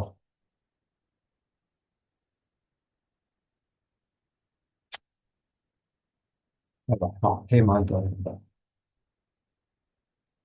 सकाम कर्मी सर्वाधिक संपत्ती, स्त्री सर्वाधिक प्रतिष्ठा याच्यासाठी अस असूसलेला असतो. परंतु पूर्ण सत्याला जाणून त्यामध्ये स्थिर झालेल्या व्यक्तींना अशा मिथ्या गोष्टीमध्ये आस्था नसते. तर हेच आपल्याला निर्माण करायचं आहे. त्याच्या दृष्टीने हा केवळ काळ अपव्ययच आहे. म्हणून जीवाचा प्रत्येक क्षण महत्वपूर्ण असल्याने बुद्धिमान व्यक्तीने प्रत्येक क्षणाचा उपयोग योग्य रीतीने करण्यात अत्यंत दक्ष असावा. आपला वेळ आणि आपली शक्ती भौतिक जगात सुख प्राप्त करण्यासाठी योजना आखण्याच्या व्यर्थ शोधात वाया गेलेला मनुष्याचा जीवनाचा एक क्षण कोट्यावधी सुवर्ण मुद्रा चाणक्याचं सांगतात परत मिळू शकत नाही. म्हणून आपण ह्याच्यामध्ये नाही लागायचं असं ते सांगतात. परंतु आपण कधीच मिळू शकत. म्हणून आपल्याला मग जगायचं कसं? यावद अर्थ. यावद अर्थ म्हणजे जेवढी गरज आहे तेवढं ग्रहण करा. आत्मसात मनुष्य जीवन इंद्रियतृप्ती नसून आत्मसाक्षात्कारासाठी आहे. प्रारंभापासून शेवटपर्यंत भागवत आपल्याला हेच शिकवतं. आत्मसाक्षात्कार हा मनुष्याच्या जीवनाचा एकमेव उद्देश आहे. जी संस्कृती या उद्देशाला श्रेष्ठ मानते ती या या उद्देशाला श्रेष्ठ मानते ती अनावश्यक गोष्टीकडे लक्ष देते आणि हीच परिपूर्ण संस्कृती होय. ही संस्कृती प्रभुपाद सांगतात. आणि भौतिक शरीर आहे, वाईट आहे, ठीक आहे, पण त्या भौतिक शरीरात राहून आपण प्रगती करायची असेल तर यावद अर्थ ग्रहण करायचं. जे काय गरज आहे तेवढं ग्रहण करा. बस तेच प्रभुपाद सांगतात. आणि शेवटी पुन्हा महत्वाचं हे सांगतात, आसुरी नंतर. या ठिकाणी अध्यात्मवादाने मनात स्थिर असावे अशी त्या स्पष्ट सूचना करण्यात आलेली आहे. कारण यामुळे साधी राहणी आणि उच्च विचारसरणी या तत्वाचे अनुसरण करण्यात काही अडथळे आले तरी तो आपल्या दृढ निश्चयापासून कधीच ढाळणार नाही. तर हे फार महत्वाचं आहे. किंवा सरळ राहणीमान आणि उच्च विचार याच्यासाठी आपल्याला जगायचं आहे. आणि पुढचे 3 श्लोक याचंच विस्तृत वर्णन करतात. कारण ते चिंतन ठेवलं तर आपली व्यवसायात्मिका बुद्धी राहील. तर परीक्षित महाराजांनी जेव्हा सुखदेव गोस्वामींच्या सत्संगाची आवश्यकता भासली तेव्हा सुखदेव गोस्वामींनी त्यांना भेटले. खरोखर मुक्ती इच्छा असणाऱ्या मुक्तींच्या प्राप्तीसाठी सहाय्य करणे हे अध्यात्मवादाचे कर्तव्य आहे. या ठिकाणी आपण ध्यानात ठेवाय की परीक्षित महाराज पृथ्वीचा राज्यकारभार चालवित होते तेव्हा सुखदेव गोस्वामी त्यांना कधीच भेटले नाही. अध्यात्मवादी व्यक्तीचे आचरण कसे असावे हे पुढील श्लोकात सांगण्यात आले आहे. विचार करा, सुखदेव गोस्वामी किती निरासक्त माणूस आहे. विचार, परीक्षित राजा हे भक्त होते तरीही सुखदेव गोस्वामी तसे त्यांना भेटले नाही. आत्ता जेव्हा वेळ तेव्हा त्यांना भेटले, कारण त्यांची विचारसरणी पुढच्या श्लोकांमध्ये दिली. तर वेळेचा सदुपयोग केला पाहिजे. खूप खूप धन्यवाद. 4:30 झालेले आहेत. आपण आता पुढे उद्या चर्चा करूया आणि हा अध्याय आपण पुढे उद्या संपवू शकतो एखाद्या वेळेस, शक्यता आहे, कारण जास्त चर्चा अशी खूप नाही आहे तिथे. तर हरे कृष्ण. श्रीमद भागवतम की जय. श्री प्रभुपाद की जय. आता जर का कोणाला जायचं असेल तर आनंदाने जाऊ शकता किंवा कोणाला थांबून काही टीका टिप्पणी किंवा विचार किंवा काही प्रश्न, संदेह, संशय असतील तर ते व्यक्त करू शकतात. कोणाला काही प्रश्न आहे का? काही जे आपण चर्चा केली आज प्रभुपादांच्या तात्पर्यानं, तर तुम्ही व्यक्त करू शकता. त्यांना आहे कोणाला काय आहे आज जी चर्चा केली त्याच्याबद्दल? हा बोला माताजी. हरे कृष्ण प्रभुजी, दंडवत प्रणाम. प्रणाम. प्रभुजी, प्रभुपादजी एका तात्पर्यात म्हणताय की जीव हा सगळीकडे सुख मिळवण्याच्या योजना करतोय, आणि पुढच्याच तात्पर्यात म्हणताय की सुरक्षा आणि सुविधेच्या योजना करतोय. म्हणजे सुरक्षा आणि सुविधा म्हणजेच हे सुख आहे का? एकदम बरोबर. त्याच्या दृष्टीने हेच सुख आहे.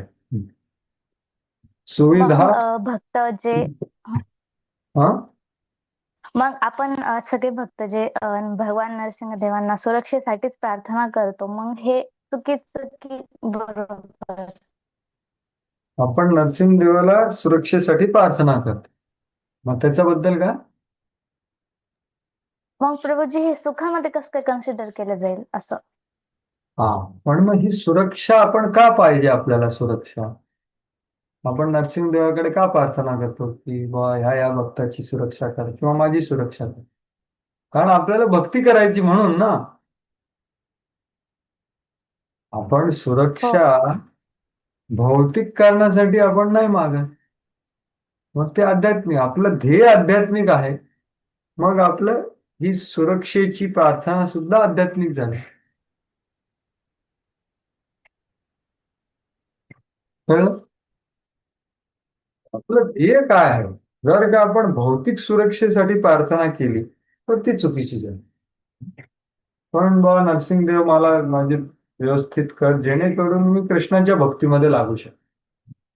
भक्तिविनोद ठाकूर अशी प्रार्थना सांगतात आपल्याला, नरसिंहदेवाकडे करा की बाबा या अनर्थापासून माझी सर्वात मोठी सुरक्षा म्हणजे अनर्थच आहे आपल्या आत, बाहेरचं तर सोडून ते नरसिंहदेव करतात. तर आणि त्यांना ते मारतात. तर ही प्रार्थना भक्ती, आपलं उद्देश शुद्ध भक्ती असेल तर त्याच्यामध्ये काही मिश्रण नाही किंवा काही अयोग्यता नाही. पण आपलं ध्येय जर का भौतिक असेल तर थोडीशी समस्या आहे. तरीही कोणी नरसिंहदेवकडे जात असेल तर ठीक आहे, आणि ते भगवंत आहे सुरक्षेसाठी. काही मिश्र इच्छा आहे, ठीक आहे, नरसिंहदेवकडे जात आहे तर योग्य आहे. पण सर्वोत्कृष्ट काय आहे ते पण मी सांगतो. ठीक आहे. अजून कोणाचं काय आपण जी चर्चा केली त्याच्यावर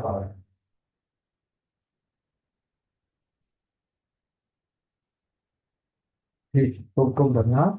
नंतर प्रभूजी, मिश्रित भक्तचं थोडं सांगाल का? म्हणजे बऱ्याच ठिकाणी असं तर कर्मयोग मिश्रित, भक्तियोग मिश्रित असं, म्हणजे तिच्यात म्हणजे भक्तीचंही आहे आणि ज्ञानाचंही मिश्रण असं म्हणून का? हा, मिश्र भक्ती म्हणजे बघा, ज्ञान कर्म आदि अनावृता.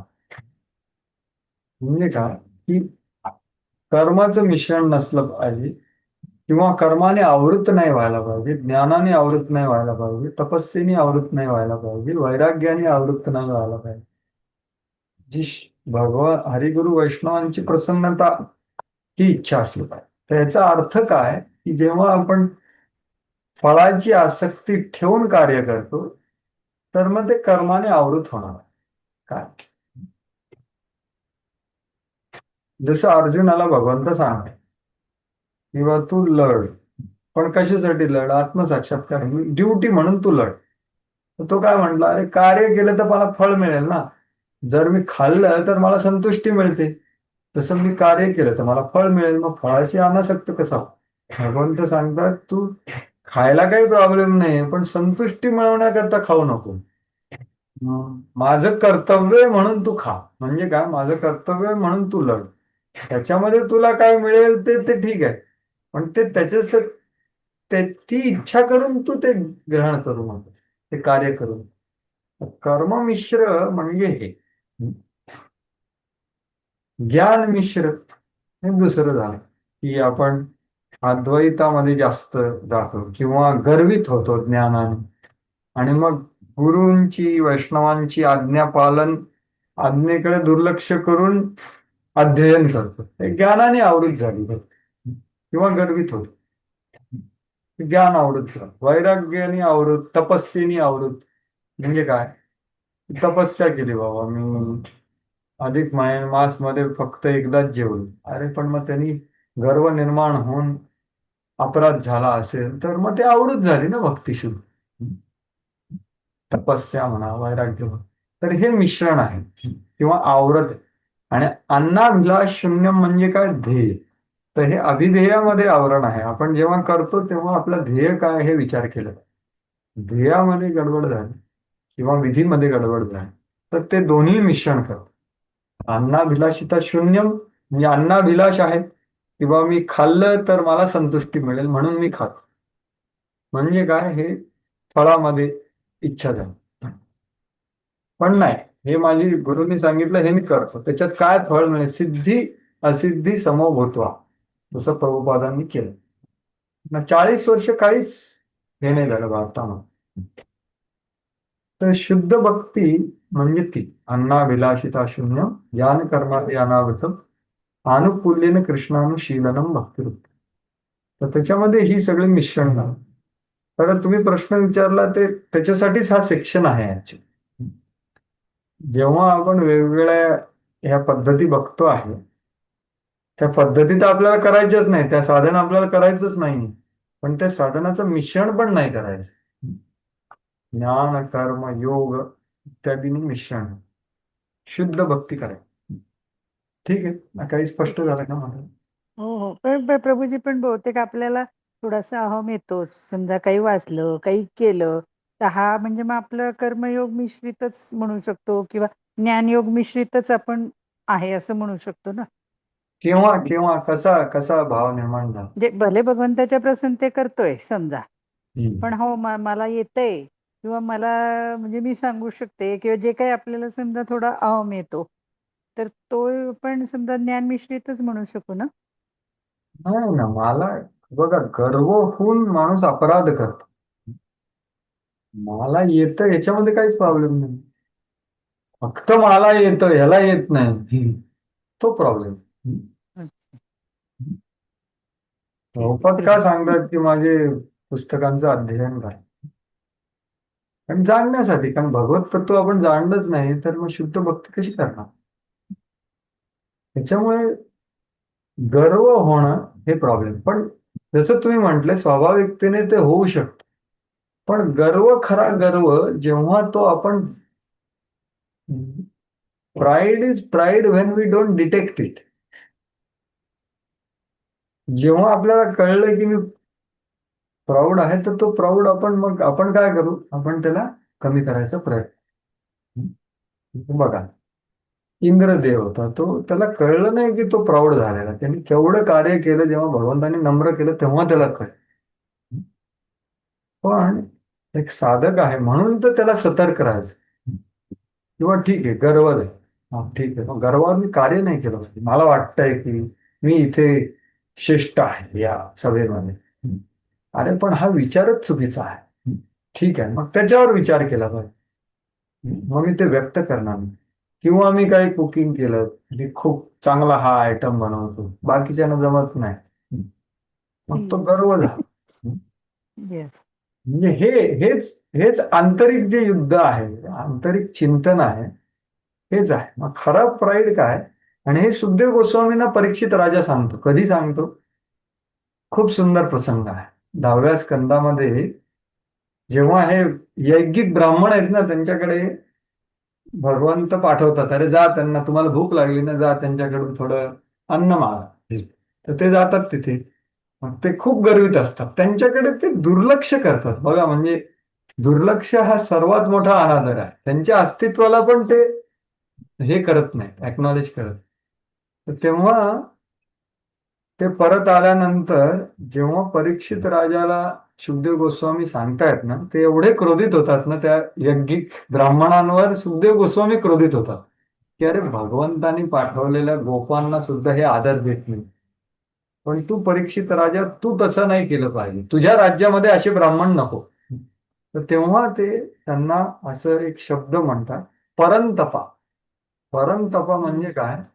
जो माणूस आपल्या आंतरिक शत्रूचं दमन करतो, परीक्षित राजा तू तसा आहेस, पण हे जे यज्ञिक ब्राह्मण आहेत ना, ते आंतरिक शत्रूलाच कळत नाही, ते आंतरिक शत्रूला मित्र समजून बसले आहे. पण तू कसा आहेस परीक्षित राजा, तू आंतरिक शत्रू जसं गर्व किंवा काम क्रोध हा आला की त्याला तू काय करतो, दमन करतो. हा परंतपचा अर्थ आहे शुकदेव गोस्वामी. तर हेच आपल्याला करायचं आहे की आतमध्ये वेगळ्या भावना येतील, पण त्या उचित आहेत अनुचित आहेत हे आपणच प्रयत्न करायचा आत्मनिरीक्षणाचा, आणि त्याच्यावर कार्य नाही करायचं. थॉट वर्ड्स ऍक्शन, थॉट लेवलला थांबवायचं. ठीक आहे. ठीक आहे प्रभूजी, खूप खूप धन्यवाद. खूप सुंदर सांगितलं. हरे कृष्ण. धन्यवाद. ग्रंथराज श्रीमद भागवतम की जय. श्रील प्रभुपाद. जय. दंडवत प्रणाम प्रभू. हरे कृष्णा.